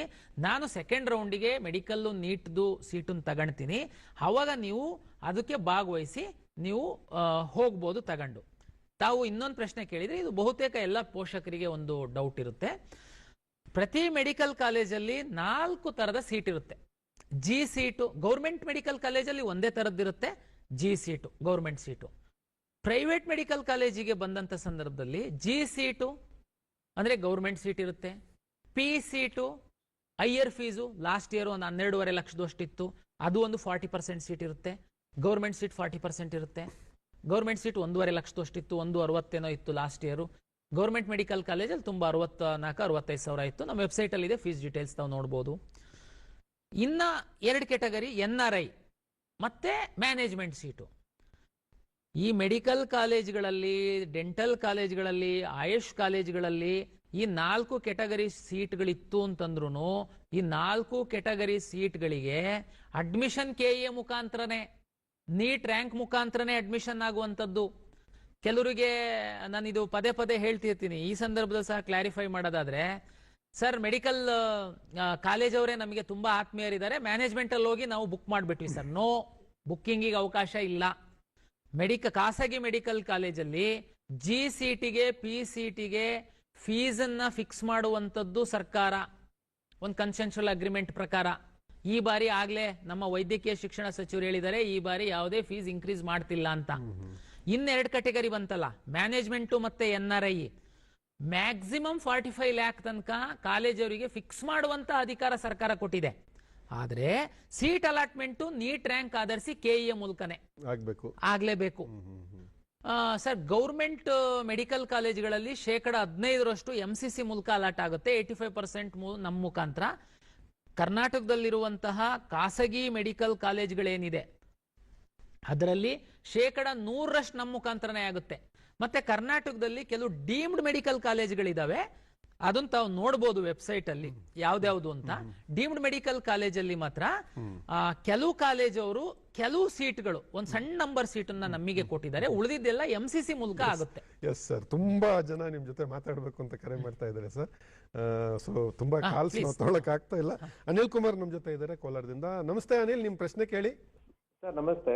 ಮಾತಾಡಿ ಸರ್. SNQ ಕೋಟಾ ಅಂತ ಇದೆಯಲ್ಲ, ಹೌದು, ಅದ್ರ ಬಗ್ಗೆ ಮಾಹಿತಿ ಬೇಕಾದ್ರೆ ಅದು ಹೆಂಗ್ ಅಪ್ಲೈ ಮಾಡ್ಕೊಬೇಕು, ಹೆಂಗೆ ಅಲಾಟ್ ಮಾಡ್ತೀರಾ ಅಂತ, ವಾಟ್ ಇಸ್ ದ ಕ್ರೈಟೀರಿಯಾ? ನೋಡಿ, SNQ ಸೂಪರ್ ಮೆಮೊರಿ ಕೋಟಾ ಅಂತೇಳಿ AICT ಅವರು ಇಂಜಿನಿಯರಿಂಗ್ ಕಾಲೇಜ್ಗಳಲ್ಲಿ ಏನು ಕಂಪ್ಯೂಟರ್ ಸೈನ್ಸ್ ಬೇರೆ ಬೇರೆ ಬ್ರಾಂಚ್ ಇರುತ್ತೆ, AICT ಅವರು ಅವರಿಗೆ ಒಂದು ಇಂಟೇಕ್ ಅಂತ ಕೊಡ್ತಾರೆ. ಉದಾಹರಣೆಗೆ ಒಂದು 120, 300 ಈ ತರ ಎಲ್ಲ ಇಂಟೇಕ್ ಕೊಟ್ಟಿರ್ತಾರೆ. ಅದ್ರ ಮೇಲೆ ಒಂದು 5% ಈ SNQ ಕೋಟಾ ಅಂತೇಳಿ ಸರ್ಕಾರದವರು ಸೀಟನ್ನ ನಮಗೆ ಕೊಡ್ತಾರೆ. ಉದ್ದೇಶ ಇಷ್ಟೇನೆ, ಯಾರು ಇನ್ಕಮ್ ಅಲ್ಲಿ ಸ್ವಲ್ಪ ಬಡವರು ಇರ್ತಾರೆ ಅವ್ರಗಳಿಗೆ ಈ SNQ ಕೋಟಾದಲ್ಲಿ ಫೀ ರಿಯಾಯಿತಿ ಅಂದ್ರೆ ಟ್ಯೂಷನ್ ಫೀ ರಿಯಾಯಿತಿ ಮೇಲೆ ಅಲಾಟ್ ಮಾಡುವಂಥದ್ದಕ್ಕೆ. ಇದು ಹೆಂಗ್ ಅಲಾಟ್ ಮಾಡ್ತೀರಾ ಅಂತಂದು ನೀವು ಕೇಳಿದ್ರಿ.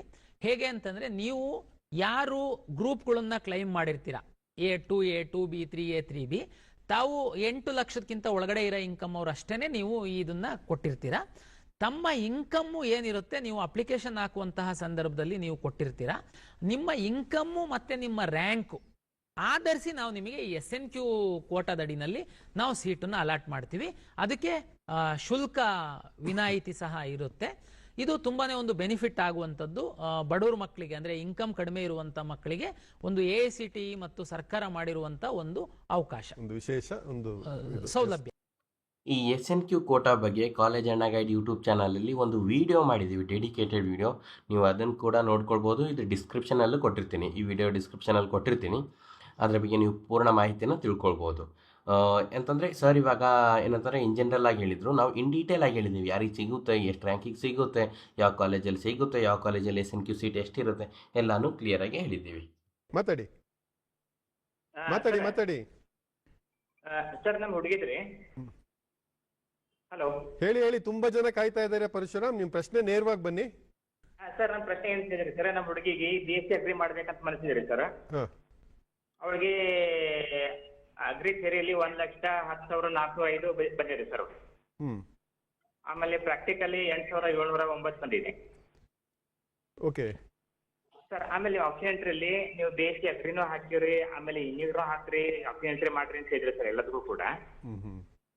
ಇದ್ರಲ್ಲಿ ನಾವು ಮೇಲ್ಗಡೆ BSc ಅಗ್ರಿ ಮಾಡ್ಬೇಕಾ ಅಥವಾ ಇಂಜಿನಿಯರಿಂಗ್ ಮಾಡ್ಬೇಕು ಆಪ್ಷನ್ ಎಂಟ್ರಿಯಲ್ಲಿ? ಅಗ್ರಿಕಲ್ಚರು ಕರ್ನಾಟಕದಲ್ಲಿ ವೆಟರ್ನರಿ ಮತ್ತೆ ಅಗ್ರಿಕಲ್ಚರಿಗೆ ಸಂಬಂಧಪಟ್ಟಂತೆ ಥಿಯರಿ ರ್ಯಾಂಕು ಮತ್ತೆ ಪ್ರಾಕ್ಟಿಕಲ್ ರ್ಯಾಂಕ್ ಅಂತ ನಾವು ಎರಡು ಕೊಡ್ತೀವಿ. ಯಾರು ರೈತರು ಮಕ್ಕಳಿರ್ತಾರೆ, ಯಾರು ಅರ್ಜಿ ಹಾಕುವಂತ ಸಂದರ್ಭದಲ್ಲಿ ಕೃಷಿಕರು ಮಕ್ಕಳಿದ್ದಾರೆ, ಅವ್ರಗಳಿಗೆ ಸೀಟು ರಿಸರ್ವೇಶನ್ ಇರುತ್ತೆ. ಅವ್ರಿಗೊಂದು ಪ್ರಾಕ್ಟಿಕಲ್ ಎಕ್ಸಾಮ್ ಸಹ ಮಾಡಿದ್ದಾರೆ, ಅದ್ರ ಮೇಲೆ ನಾವು ರ್ಯಾಂಕ್ ಕೊಟ್ಟಿದ್ದೀವಿ. ಅಗ್ರಿಕಲ್ಚರ್ ಕಾಲೇಜ್ಗಳು ಬಹಳ ಕಡಿಮೆ ಇದಾವೆ, ಸೀಟ್ ಸಹ ಕಡಿಮೆ ಇದೆ, ವೆಟರ್ನರಿ ಸಹ ಇನ್ನೂ ಕಡಿಮೆ ಇದೆ. ನಿಮ್ಮ ರ್ಯಾಂಕಿಗೆ ಅಗ್ರಿಕಲ್ಚರ್ ಸಿಗುತ್ತೆ ಸಿಗಲ್ವಾ ಅಂತ ನಾನು ಹೇಳೋದಕ್ಕಾಗಲ್ಲ ಈಗ. ಆದ್ರೆ ನಿಮಗೆ ಎಲ್ಲ ಇವತ್ತು ಏನು ನೀವು ವಾಚ್ ಮಾಡ್ತಾ ಇದ್ದೀರಾ, ನಾನು ಪದೇ ಪದೇ ಹೇಳ್ತಾ ಇದ್ದೀನಿ, ಕರ್ನಾಟಕ ಪರೀಕ್ಷಾ ಪ್ರಾಧಿಕಾರದ ವೆಬ್ಸೈಟ್ ಅಂತ ಓಪನ್ ಮಾಡಿದ್ರೆ ಅದರಲ್ಲಿ ಒಂದು ಚಾರ್ಟ್ ಬಾಟ್ ತಮಗೆ ಕಾಣುತ್ತೆ. ಅದರಲ್ಲಿ ತಾವು ಕಳೆದ ವರ್ಷದ್ದು ಕಾಲೇಜ್ ವಾರು, ಗ್ರೂಪ್ ವಾರು, ಉದಾ 2A 2B 3A SC ST ಗ್ರಾಮೀಣ ಕನ್ನಡ ಮೀಡಿಯಮ್ಮು, ಇದು ಎಲ್ಲದಕ್ಕೆ ಎಷ್ಟೆಷ್ಟು ರ್ಯಾಂಕಿಗೆ ಸಿಕ್ಕಿದೆ ಅನ್ನುವಂಥದ್ದು ಮಾಹಿತಿ ಇದೆ. ಈಗ ಕೇಳಿದ ಪೋಷಕರದೇ ಹೇಳೋದಾದ್ರೆ ನಿಮ್ದು 1 ಲಕ್ಷಕ್ಕಿಂತ ಜಾಸ್ತಿ ಅಗ್ರಿಕಲ್ಚರ್ ಥಿಯರಿ ರ್ಯಾಂಕ್ ಇದೆ. ಕಳೆದ ವರ್ಷ ಯಾವ್ದಾದ್ರು ಕಾಲೇಜಲ್ಲಿ ಅಗ್ರಿಕಲ್ಚರ್ 1 ಲಕ್ಷಕ್ಕಿಂತ ಜಾಸ್ತಿ ಇರೋರಿಗೆ ಸಿಕ್ಕಿದ್ಯಾ? ಸಿಕ್ಕಿಲ್ಲ, ತಾವು ನೋಡ್ಕೊಳ್ಬಹುದು. ಪ್ರಾಕ್ಟಿಕಲ್ ಅಲ್ಲಿ 8,000 ಇದೆ, ಸಾಧ್ಯತೆ ಇರುತ್ತೆ, ನೀವು ನೋಡ್ಕೊಳ್ಳಿ ಕಳೆದ ವರ್ಷ ಸಿಕ್ಕಿದೆ ಅಂತ. ಆಪ್ಷನ್ ಎಂಟ್ರಿ ಮಾಡೋದು ಹೇಳಿದ್ರಿ, ಅಗ್ರಿ ಮೊದಲು ಮಾಡ್ಬೇಕಾ ನಾನು ಇಂಜಿನಿಯರಿಂಗ್ ಮೊದಲು ಮಾಡ್ಬೇಕಾ ಅಂತ. ಇದು ಎಲ್ಲರಿಗೂ ಪೋಷಕರಿಗೆ ಹೇಳುವಂಥದ್ದು. ನಿಮಗೆ ಅಗ್ರಿಕಲ್ಚರ್ ಇಷ್ಟ ಇದೆ, ಅದು ಸಿಕ್ಕಿದ್ರೆ ನಿಮ್ದು ಫಸ್ಟ್ ಆದ್ಯತೆ, ದಯಮಾಡಿ ಮೇಲ್ಗಡೆ ಅಗ್ರಿಕಲ್ಚರ್ ಎಂಟ್ರಿ ಮಾಡಿ. ಅಗ್ರಿಕಲ್ಚರ್ ಸಿಕ್ಕಿಲ್ಲ ಅಂತಂದ್ರೆ ಏನ್ ಮಾಡೋದಪ್ಪ ಸರ್, ಅದು ಸಿಕ್ಕಿಲ್ಲ ಅಂತಂದ್ರೆ ನಾನು ಫಾರೆಸ್ಟ್ರಿ, ಓಕೆ ದಯಮಾಡಿ ಕೆಳಗಡೆ ಎಂಟ್ರಿ ಮಾಡಿ. ಸರ್ ಫಾರೆಸ್ಟ್ರು ಸಿಕ್ಕಿಲ್ಲ, ಅನಿವಾರ್ಯ ನಾನು ಇಂಜಿನಿಯರಿಂಗ್ ಕಳಿಸ್ತೀನಿ ಸರ್, ಓಕೆ ಸರ್ ಇಂಜಿನಿಯರಿಂಗ್ ಅಲ್ಲಿ ಟಾಪ್ ಕಾಲೇಜ್ ನಮಗೆ ಸಿಗುತ್ತೋ ಇಲ್ವೋ ಗೊತ್ತಿಲ್ಲ, ಕಳೆದ ವರ್ಷದ ರ್ಯಾಂಕ್ ನೋಡಿದ್ರೆ ಸಿಕ್ಕಿಲ್ಲ, ಸ್ವಲ್ಪ ಬಾರ್ಡರ್ ಅಲ್ಲಿ ಇದೆ, ಹಂಗಾಗಿ ಅದನ್ನ ನಾನು ಕೆಳಗಡೆಗೆ ಮಾಡ್ತೀನಿ. ಬೇರೆ ಹಂಗಲ್ಲ, ಸಿಗುತ್ತೋ ಬಿಡುತ್ತೋ ಗೊತ್ತಿಲ್ಲ, ನಿಮಗೆ ಟಾಪ್ ಇದೆ, ಟಾಪ್ ಅಲ್ಲೇ ಇರ್ಬೇಕದು. ನಮ್ ಕಂಪ್ಯೂಟರ್ ಹೆಂಗ್ ಅಲರ್ಟ್ ಮಾಡುತ್ತೆ, ನೀವು ಮೊದ್ಲು ಎಂಟ್ರಿ ಮಾಡಿರೋದನ್ನ ನಿಮ್ದು ಮೊದ್ಲು ಆದ್ಯತೆ, ನಿಮಗೆ ಇದು ಇಷ್ಟ ಇದೆ ಅನ್ನುವಂಥದ್ದು ನೋಡುವಂಥದ್ದು. ಅದು ನೋಡೋದು, ಅದು ಸಿಕ್ಕಿಲ್ಲ ಅಂದ್ರೆ ಸೆಕೆಂಡು, ಅದು ಸಿಕ್ಕಿಲ್ಲ ಅಂದ್ರೆ ಥರ್ಡ್. ಈ ರೀತಿ ಮಾಡೋದ್ರಿಂದ ನಿಮಗೆ ಯಾವುದು ಫೇವ್ರೇಟ್ ಇದೆ, ಯಾವುದು ಸಿಕ್ಕುತ್ತೆ, ನಾನು ಸಿಕ್ಕಿದ್ರೆ ಹೋಗ್ಬೇಕು ಅಂತಿದ್ರೆ ಸಿಕ್ಕುತ್ತೆ ಅನ್ನುವಂಥದ್ದು ಇಂಪಾರ್ಟೆಂಟ್ ಅಲ್ಲ. ಅದನ್ನ ನೀವು ಕಳೆದ ವರ್ಷದ ರ್ಯಾಂಕ್ ಆಧಾರದ ಮೇಲೆ ತಾವು ಸ್ವಲ್ಪ ಸ್ಟಡಿ ಮಾಡಿ.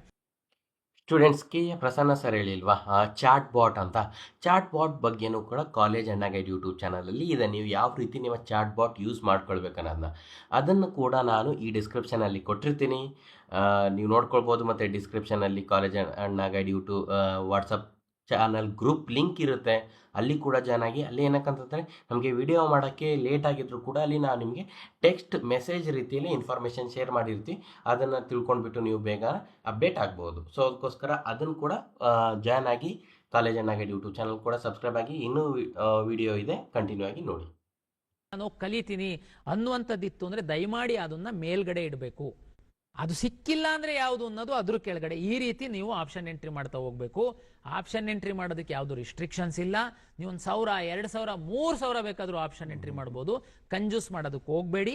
ದಯಮಾಡಿ ತಾವು ಎಷ್ಟು ಆಪ್ಷನ್ ಎಂಟ್ರಿ ಮಾಡೋಕ್ಕೆ ಅವಕಾಶ ಇದೆ ದಯಮಾಡಿ ಮಾಡಿ. Yes sir. ಸರ್ ಈಗ KEA ಚಾಟ್ ಬಾಟ್ ಬಹಳ ತುಂಬಾ ಒಂದು 25 ಲಕ್ಷ ಕ್ವೈರಿಗೆ ಆನ್ಸರ್ ಮಾಡಿದೆ ಅಂತ ಹೇಳ್ತಾರೆ.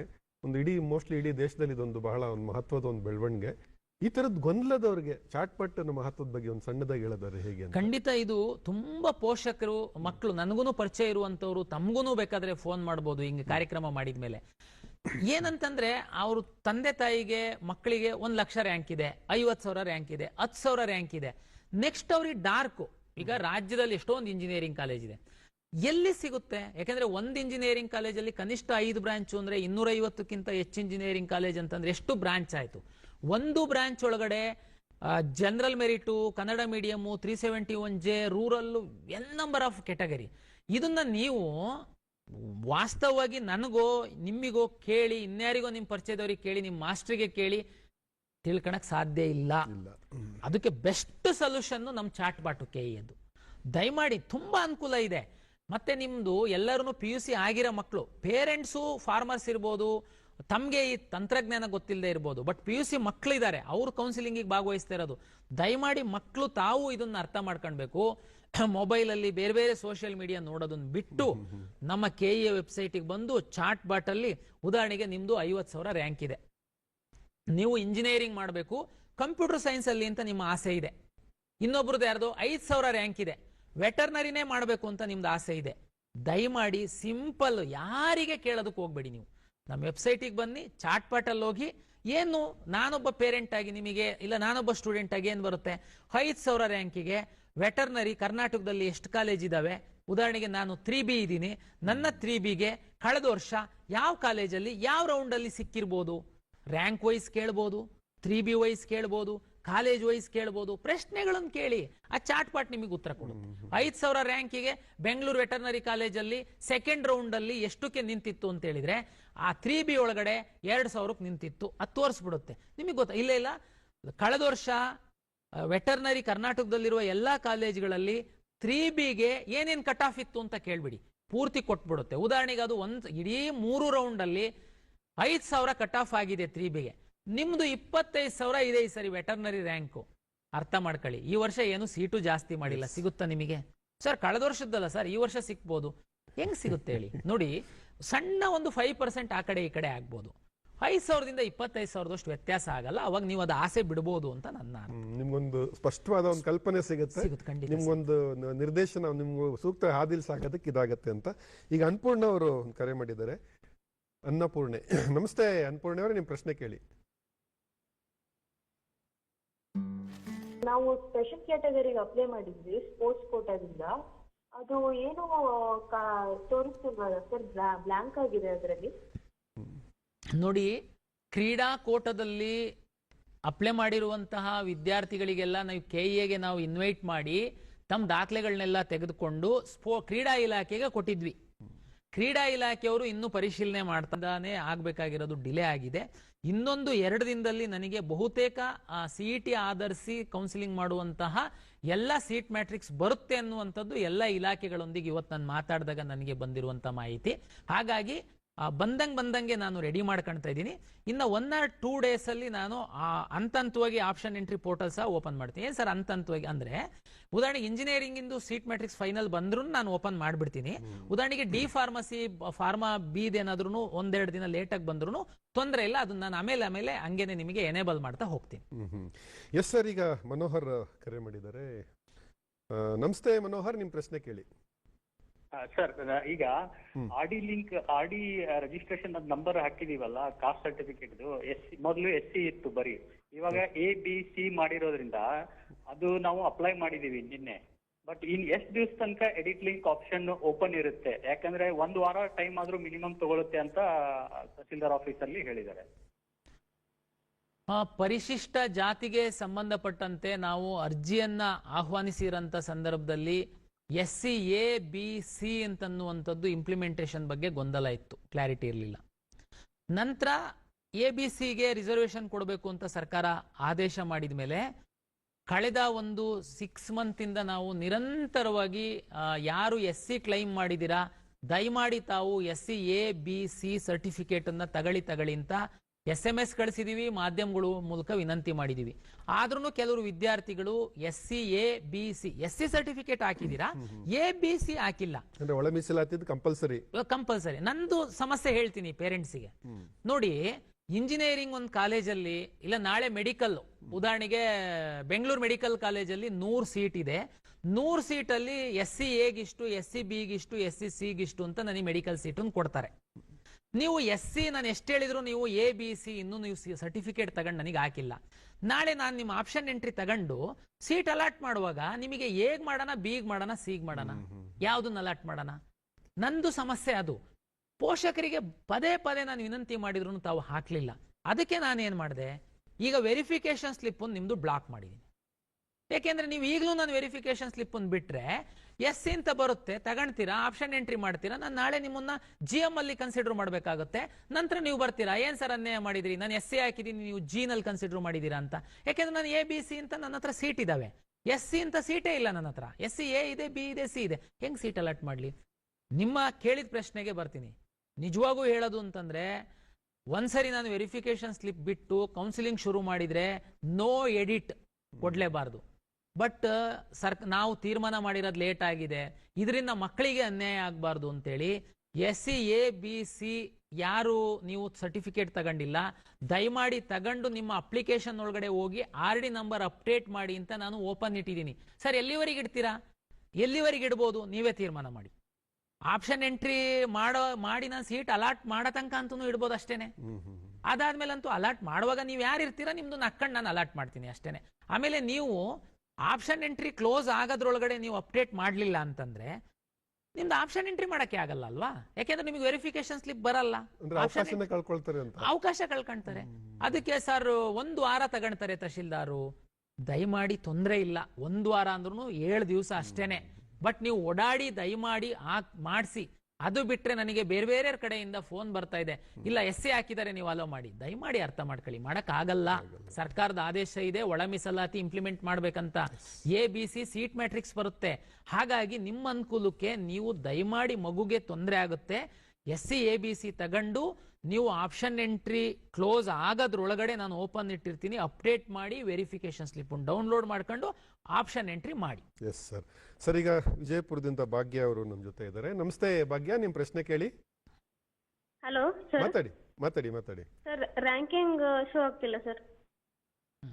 ರ್ಯಾಂಕಿಂಗ್ ಸಿಗ್ತಾ ಇಲ್ಲ, ಕೆಲವ್ರದ್ದು ಈ ಸಮಸ್ಯೆ ಇದೆ ಅಂತ. ನೋಡಿ, ರ್ಯಾಂಕಿಂಗ್ ಸಿಕ್ತಿಲ್ಲ ಅಂತನ್ನುವಂಥವ್ರಿಗೆ ನಾನು ಇನ್ನೂ ಸಿಕ್ಕಿಲ್ಲ ಅನ್ನೋರಿಗೆ ಹೇಳ್ತೀನಿ. ಕಳೆದ ವರ್ಷ ತಾವು PUC ಮಾಡಿದ್ರಿ, ಅದ್ರ ಹಿಂದಿನ ವರ್ಷ PUC ಮಾಡಿದ್ರಿ, ಈ ವರ್ಷ PUC ಬರೀತಿದ್ರಿ. ನಾನು KCET ಅಪ್ಲಿಕೇಶನ್ ಬಿಟ್ಟಾಗ 50% PUC ಮಾರ್ಕ್ಸ್ ನನಗೆ ಬೇಕು. ನನಗೆ ಹೆಂಗೆ ನಿಮ್ಮ ಹೆಸರು ಹೇಳಿದ್ರೆ ನನಗೆ ಕೊಡಕ್ಕಾಗಲ್ಲ. PU ಬೋರ್ಡ್ ಅವರು 3.5 ಲಕ್ಷ ನಮ್ದು CET ಅಪ್ಲಿಕೇಶನ್ ಹಾಕಿದ್ದವರು. ಅಪ್ಲಿಕೇಶನ್ ಹಾಕುವಂತ ಸಂದರ್ಭದಲ್ಲಿ PUC ಪರೀಕ್ಷೆಯ ರಿಜಿಸ್ಟರ್ ನಂಬರ್ ಎಂಟ್ರಿ ಮಾಡಿ ಅಂತ ಹೇಳಿದ್ದೆ ನಾನು. ನೀವು ತಪ್ಪು ಎಂಟ್ರಿ ಮಾಡಿದ್ರಿ. ನೀವು CET ಬರೆದ್ರಿ, ನಿಮ್ದು PCMB ಪೇಪರ್ ಏನ್ ಬರ್ದಿದ್ದೀರಾ ನಂತರ ಮಾರ್ಕ್ಸ್ ಇದೆ. 50% PUC ಮಾರ್ಕ್ಸ್ ಬೇಕು ನಾನು ರ್ಯಾಂಕ್ ಕೊಡೋದಕ್ಕೆ. ನೀವು ರಿಜಿಸ್ಟರ್ ನಂಬರ್ ಹಾಕಿರೋದ್ರಿಂದ PU ಬೋರ್ಡ್ ಇಂದ ನಿಮ್ಮ ಮಾರ್ಕ್ಸ್ ನನಗೆ ಬರಲಿಲ್ಲ. CBSE ಮಕ್ಕಳು, ಸ್ಟೇಟ್ ಬೋರ್ಡ್ ಅಲ್ಲ, CBSE ಬೋರ್ಡು.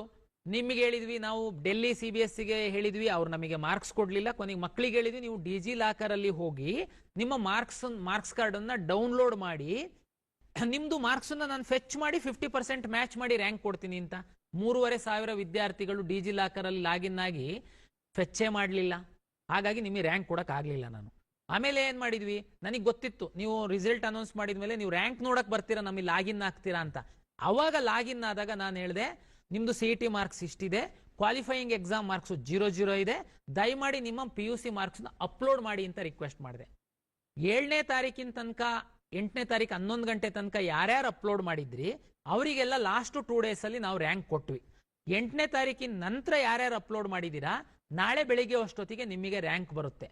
ಇನ್ನೂ ಮಾರ್ಕ್ಸೇ ಅಪ್ಲೋಡ್ ಮಾಡಿಲ್ಲ ಅಂತಂದ್ರೆ ನೀವು KEN ಅಲ್ಲಿ ಹೋಗಿ ನಿಮ್ಮ ರಿಸಲ್ಟ್ ಶೀಟ್ ಓಪನ್ ಮಾಡಿದ್ರೆ ದಯಮಾಡಿ ರೈಟ್ ಸೈಡ್ ಅಲ್ಲಿ ಕ್ವಾಲಿಫೈಯಿಂಗ್ ಎಕ್ಸಾಮಿನೇಷನ್ ಮಾರ್ಕ್ಸ್ 000 ಇದೆ.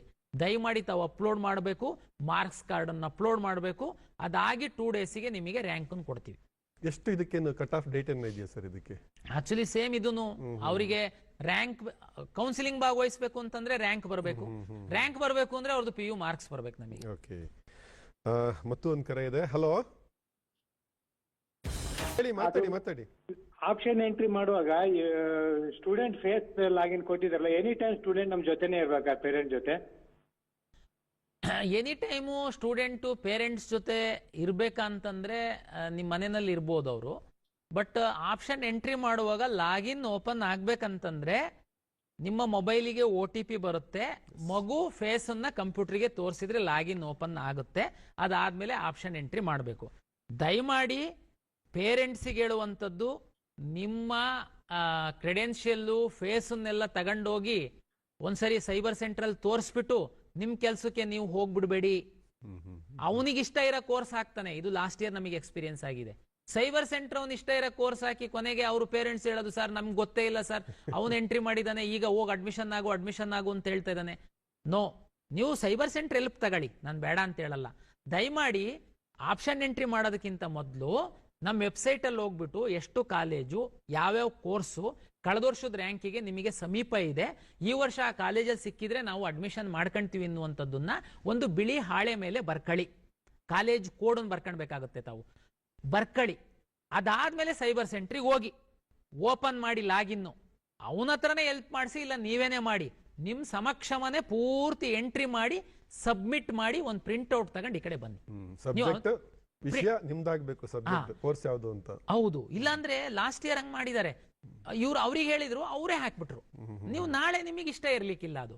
ಅದಕ್ಕೆ ದಯಮಾಡಿ ಅವ್ರಿಗೆ ನಿಮ್ದೆಲ್ಲ ಅಸ್ತ್ರ ಕೊಡಕ್ ಹೋಗ್ಬೇಡಿ, ತಾವು ಅವ್ರದ್ದು ಹೆಲ್ಪ್ ತಗೊಳ್ಳಿ. ಯಾಕೆಂದ್ರೆ ಎಲ್ಲರ ಮನೆಯಲ್ಲಿ ಕಂಪ್ಯೂಟರ್ ಇಲ್ಲ, ನಾವು ಮೊಬೈಲಲ್ಲಿ ಎಂಟ್ರಿ ಮಾಡೋವಷ್ಟು ಮಾಡಿ, ಬಟ್ ಅಷ್ಟು ಈಸಿ ಇರ್ಲಿಕ್ಕಿಲ್ಲ ಎಲ್ಲರಿಗೂ ಆ ಮೊಬೈಲ್ ಆಪರೇಟ್ ಮಾಡೋದು. ನೀವು ಸೈಬರ್ ಸೆಂಟ್ರಲ್ಲಿ ಹೆಲ್ಪ್ ತಗೊಂಡ್ಬೋದು, ಬಟ್ ನೀವು ಅಲ್ಲಿ ಕುತ್ಕೊಂಡ್ ಮಾಡಿಸಿ. ಇಲ್ಲಾಂದ್ರೆ ಅವನು 50 ಜನದ್ದು ಇಸ್ಕೊಂತಾನೆ, ಅವನು ನೀವು ನಾನು ರಾತ್ರಿ ಮಾಡ್ತೀನಿ, ಈಗ ಸರ್ವರ್ ಬಿಸಿ ಇದೆ, KE ಬಿಸಿ ಹೋಗಿ ಅಂತೇಳಿ, ಕೊನೆಗೆ ನಿಮ್ದು ಅವರಿಗೆ ಅವ್ರದ್ದು ಇವರಿಗೆ ಎಂಟ್ರಿ ಮಾಡಿ ಕೊನೆಗೆ ಸೀಟ್ ಅಲಾಟ್ ಆಗುತ್ತೆ. S sir. ಈಗ ಮೈಸೂರಿಂದ ರವಿ ಅವರು ಕರೆ ಮಾಡಿ. ಸ್ಟೂಡೆಂಟ್ಸ್, ನೀವು ಮೊಬೈಲಲ್ಲೇ ಆಪ್ಷನ್ ಎಂಟ್ರಿ ಮಾಡ್ಬೋದು. ನಾವು ಲಾಸ್ಟ್ ಇಯರ್ ಕೂಡ ಎಷ್ಟೋ ಸ್ಟೂಡೆಂಟ್ಸು ಮೊಬೈಲಲ್ಲೇ ಮಾಡಿದ್ವಿ, ನಾವು ಕೂಡ ಮೊಬೈಲಲ್ಲಿ ಮಾಡಿದ್ವಿ, ಸ್ಟೂಡೆಂಟ್ಸ್ ಕೂಡ ಮೊಬೈಲಲ್ಲೇ ಮಾಡೋಕ್ಕೆ ಹೇಳಿದ್ವಿ. ಸೊ ಕಂಪ್ಯೂಟರ್ಗೆ ಹೋಗ್ಬೇಕು ಅನ್ನೋದೇನಿಲ್ಲ, ಬಟ್ ಅದಕ್ಕಿಂತ ಮುಂಚೆ ಯಾವ್ಯಾವ ಕಾಲೇಜ್ ಬೇಕನ್ನೋದು ನೀವು ಬರ್ಕೊಂಡು ಇಟ್ಕೊಳ್ಬೇಕಾಗುತ್ತೆ. ಸೊ ಅದ್ರ ಬಗ್ಗೆ ಏನು ತಲೆ ಕೆಡ್ಸ್ಕೊಳಕ್ಕೆ ಹೋಗಬೇಡಿ. ನಾನು ನಮ್ಮ ಸ್ಟೂಡೆಂಟ್ಸು, ಓಕೆ, ನನ್ನ ಫೇವ್ರೇಟ್ ಸ್ಟೂಡೆಂಟು, ಅವರ ರ್ಯಾಂಕಿಗೆ ತಕ್ಕ ಹಾಗೆ ಲಾಸ್ಟ್ ಇಯರ್ ಯಾವ ಕಾಲೇಜ್ ಸಿಕ್ಕಿತ್ತು, ಈ ವರ್ಷದ ಆಪ್ಷನ್ ಎಂಟ್ರಿ ಲಿಸ್ಟ್ನ ರೆಡಿ ಮಾಡ್ಕೊಂಡಿದ್ದಾರೆ. ಆ ಲಿಸ್ಟ್ದು ಒಂದು ವಿಡಿಯೋನ ರಿಲೀಸ್ ಮಾಡ್ತೀವಿ. ಆ ವಿಡಿಯೋ ಮುಖಾಂತರ ನೀವು ಆ ವಿಡಿಯೋದಲ್ಲಿ PDF ಕೂಡ ರಿಲೀಸ್ ಮಾಡ್ತೀವಿ ಅಂತ ಹೇಳ್ತೀವಿ.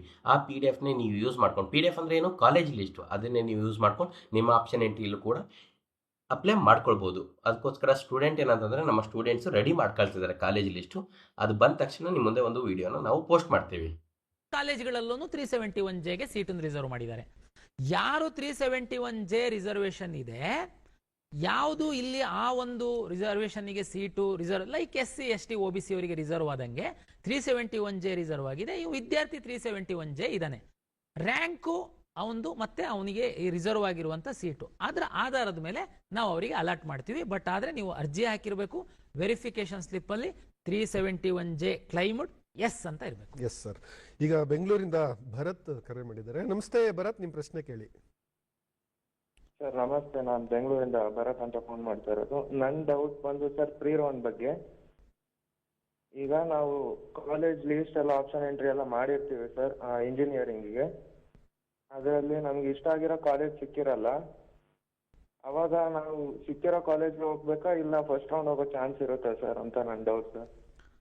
ಈಗ ಈ ಹಿಂದೆ ನಾನು ಆರಂಭದಲ್ಲೇನೆ pre round and first round explain ಮಾಡಿದೆ, ಮೋಸ್ಟ್ಲಿ ನೀವು ನೋಡಿರ್ಲಿಕ್ಕಿಲ್ಲ ಅಂತ ಅನ್ಸುತ್ತೆ ಭರತ್. ದಯಮಾಡಿ ಪ್ರೀ ರೌಂಡ್ ಅಂತಂದ್ರೆ ಮೇಲ್ ಐಡಿಗೂ ಮಾತಾಡಿ. ನಮ್ಮ ಜನರಲ್ ಕ್ವಶನ್, ಈಗ ಎಲ್ಲ ಟ್ರಾನ್ಸ್ಪರೆನ್ಸಿ ಅಂತ ಹೇಳ್ತಾರೆ. ಮುಂಚೆ 2017 ಇಂದ ಮುಂಚೆ ಬರೀ ಈಗ ಈ ಬರೀ CET ನಂಬರ್ ಹಾಕಿ ಅವ್ರ ತಂದೆ ತಾಯಿ ಹೆಸರು ಯಾವ ಕ್ಯಾಟಗರಿನಲ್ಲಿ ಸೀಟ್ ತಗೊಂಡಿದ್ದಾರೆ ಅಂತ ಹಾಕ್ತಾ ಇದ್ರು, ಡಿಸ್ಪ್ಲೇ ಮಾಡ್ತಿದ್ರು ಪ್ರತಿ ರೌಂಡ್ ಅಲ್ಲೂ. ಈಗ ಒಂದು 4-5 ವರ್ಷದಿಂದ ಆ ತರ ಮಾಡ್ತಾ ಇಲ್ಲ. ಯಾಕೆಂದ್ರೆ ಯಾರೋ ಒಬ್ಬ 2A ಕ್ಯಾಟಗರಿಯನ್ನು 2B ಕ್ಯಾಟಗರಿನಲ್ಲಿ ಸೀಟ್ ತಗೊಂತಾನೆ. ಇದು ಜನರಲ್, ಪ್ರತಿ ರೌಂಡ್ ಅಲ್ಲೂ ಟ್ರಾನ್ಸ್ಪರೆನ್ಸಿ ಇರಬೇಕು ಅಂತ ಯಾಕೆ ಇದೊಂದು ಮಾಡಬಾರ್ದು ಅಂತ ಸರ್. ಪ್ರತಿ ರೌಂಡ್ ನಿಮ್ಮ ಪ್ರಶ್ನೆ ಹೆಸರು ಪ್ಲಸ್ ಅವನಿದು. ನಿಮ್ಮ ಪ್ರಶ್ನೆ ಅರ್ಥ ಆಗಿದೆ ಹರೀಶ್. Okay, S. ಈಗ 2017ಕ್ಕಿಂತ ಮೊದಲು ಮಾಡ್ತಿದ್ರು, ಈಗ ಮಾಡ್ತಿಲ್ಲ ಅಂತನ್ನುವಂಥದ್ದಲ್ಲ. ನೀವು ತಾವು ನಮ್ಮ ವೆಬ್ಸೈಟಲ್ಲಿ ಹೋಗಿ ನೋಡಿ, ವಿಶೇಷವಾಗಿ ಮೆಡಿಕಲ್ಲು, ಡೆಂಟಲ್ಲು, ಆಯುಷ್ದೆಲ್ಲ PDF ಮೆಡಿಕಲ್ಲು 10,000 ಸೀಟನ್ನು ನೀವು 10,000 ವಿದ್ಯಾರ್ಥಿಗಳದ್ದು ನಾವು ಹಾಕಿದೀವಿ. ಕಾಲೇಜ್ ವೈಸು ರ್ಯಾಂಕು, ಅವನು ಕ್ಲೈಮ್ ಮಾಡಿರೋ ಕೆಟಗರಿ, ಅವನಿಗೆ ಅಲಾಟ್ ಆಗಿರುವಂಥದ್ದು, ಅವನದು ಫೀಸು ಎಲ್ಲನೂ ಹಾಕಿದ್ದೀವಿ. ಇದಕ್ಕೇನೆ ಪಾರದರ್ಶಕತೆ ಅಂತ ನಾವು ಮಾತಾಡ್ತಾ ಇರುವಂಥದ್ದು. ಇಂಜಿನಿಯರಿಂಗ್ ಸೀಟ್ ಬಗ್ಗೆ ಹೇಳಿದ್ರಿ ನೀವು. ನೋಡಿ, 65,000 ಇಂಜಿನಿಯರಿಂಗ್ ಸೀಟ್ ಇದೆ, 25,000ಕ್ಕಿಂತ ಹೆಚ್ಚು ನರ್ಸಿಂಗ್ ಸೀಟ್ ಇದೆ. ನೀವು ಹೇಗೆ ನಾವು ಎಲ್ಲದನ್ನು ವೆಬ್ಸೈಟಲ್ಲಿ ಏನಾದರೂ PDF ಮಾಡಿ ಹಾಕಕ್ಕಾಗುತ್ತಾ? ಹಾಗಲ್ಲ. ಆಮೇಲೆ ಯಾವ ವಿದ್ಯಾರ್ಥಿಗಳು 2A ಹಾಕಿದ್ದಾರೆ, SC ಹಾಕಿದ್ದಾರೆ, ST ಹಾಕಿದ್ದಾರೆ, ಅದನ್ನ ನಾವು ಚೇಂಜ್ ಮಾಡೋದಕ್ಕಾಗಲ್ಲ. ಯಾಕೆಂದ್ರೆ ಸಾಫ್ಟ್ವೇರ್ ಇದೆ. ಆಮೇಲೆ ಅದು ಅಷ್ಟಕ್ಕೇನೆ ನಿಲ್ಲಲ್ಲ. ಅದು ಅಲ್ಲಿ ನಮ್ಮಲ್ಲಿ ಅಡ್ಮಿಷನ್ ಆದಮೇಲೆ ಉದಾಹರಣೆಗೆ ಇಂಜಿನಿಯರಿಂಗ್ ಅಂತಂದ್ರೆ VTUಗೆ ಹೋಗುತ್ತೆ. SC ST ಮಕ್ಕಳು, OBC ಮಕ್ಕಳು ಅಂತಂದ್ರೆ ಸ್ಕಾಲರ್ಶಿಪ್ಪಿಗೆ ಆಯಾ ಡಿಪಾರ್ಟ್ಮೆಂಟಿಗೆ, ಈಗ SSP ಪೋರ್ಟಲ್ಲಿಗೆ ಹೋಗುತ್ತೆ.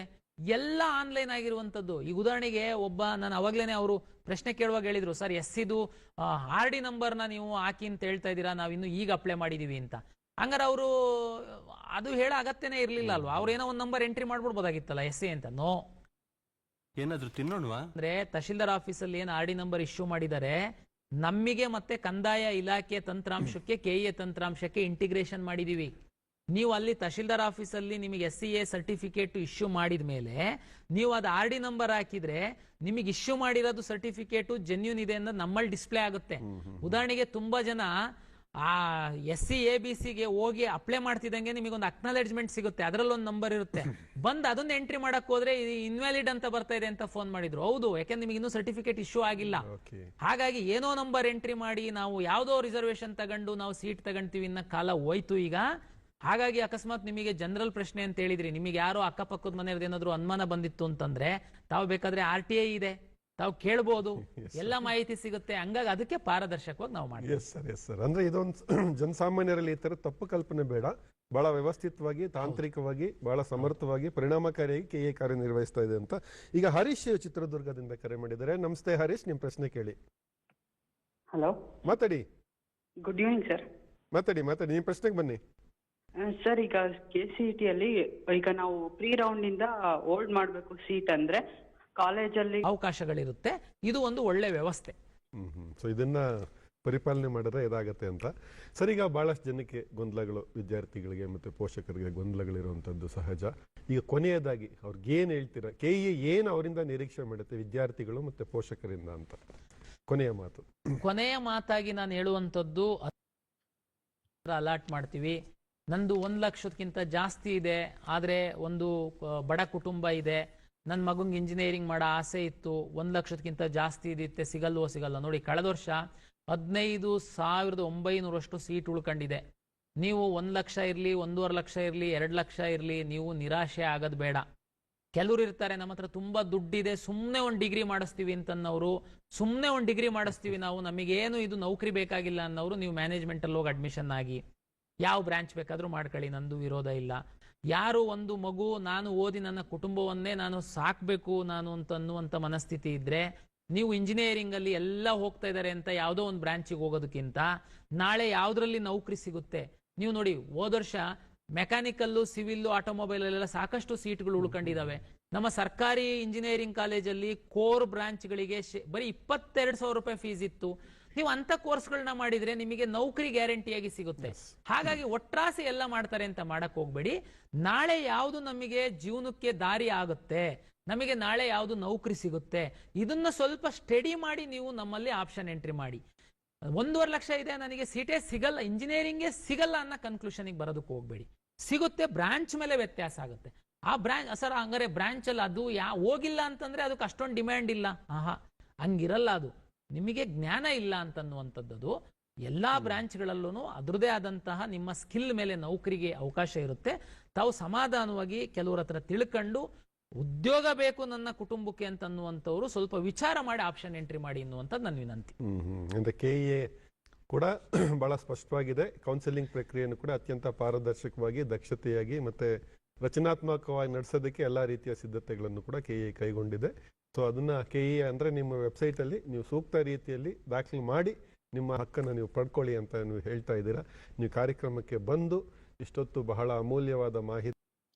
So students, parents, college guide YouTube channel subscribe ಆಗಿರಿ. ಈ ರೀತಿ ಎಲ್ಲ ಅಪ್ಡೇಟ್ಸ್ನ ನಿಮಗೆ ಟೈಮ್ಗೆ ನಾವು ಶೇರ್ ಮಾಡ್ತಾ ಇರ್ತೀವಿ. Thank you. ಮತ್ತೆ ಸಿಗೋಣ ನೆಕ್ಸ್ಟ್ ವಿಡಿಯೋದಲ್ಲಿ. ಬಾಯ್.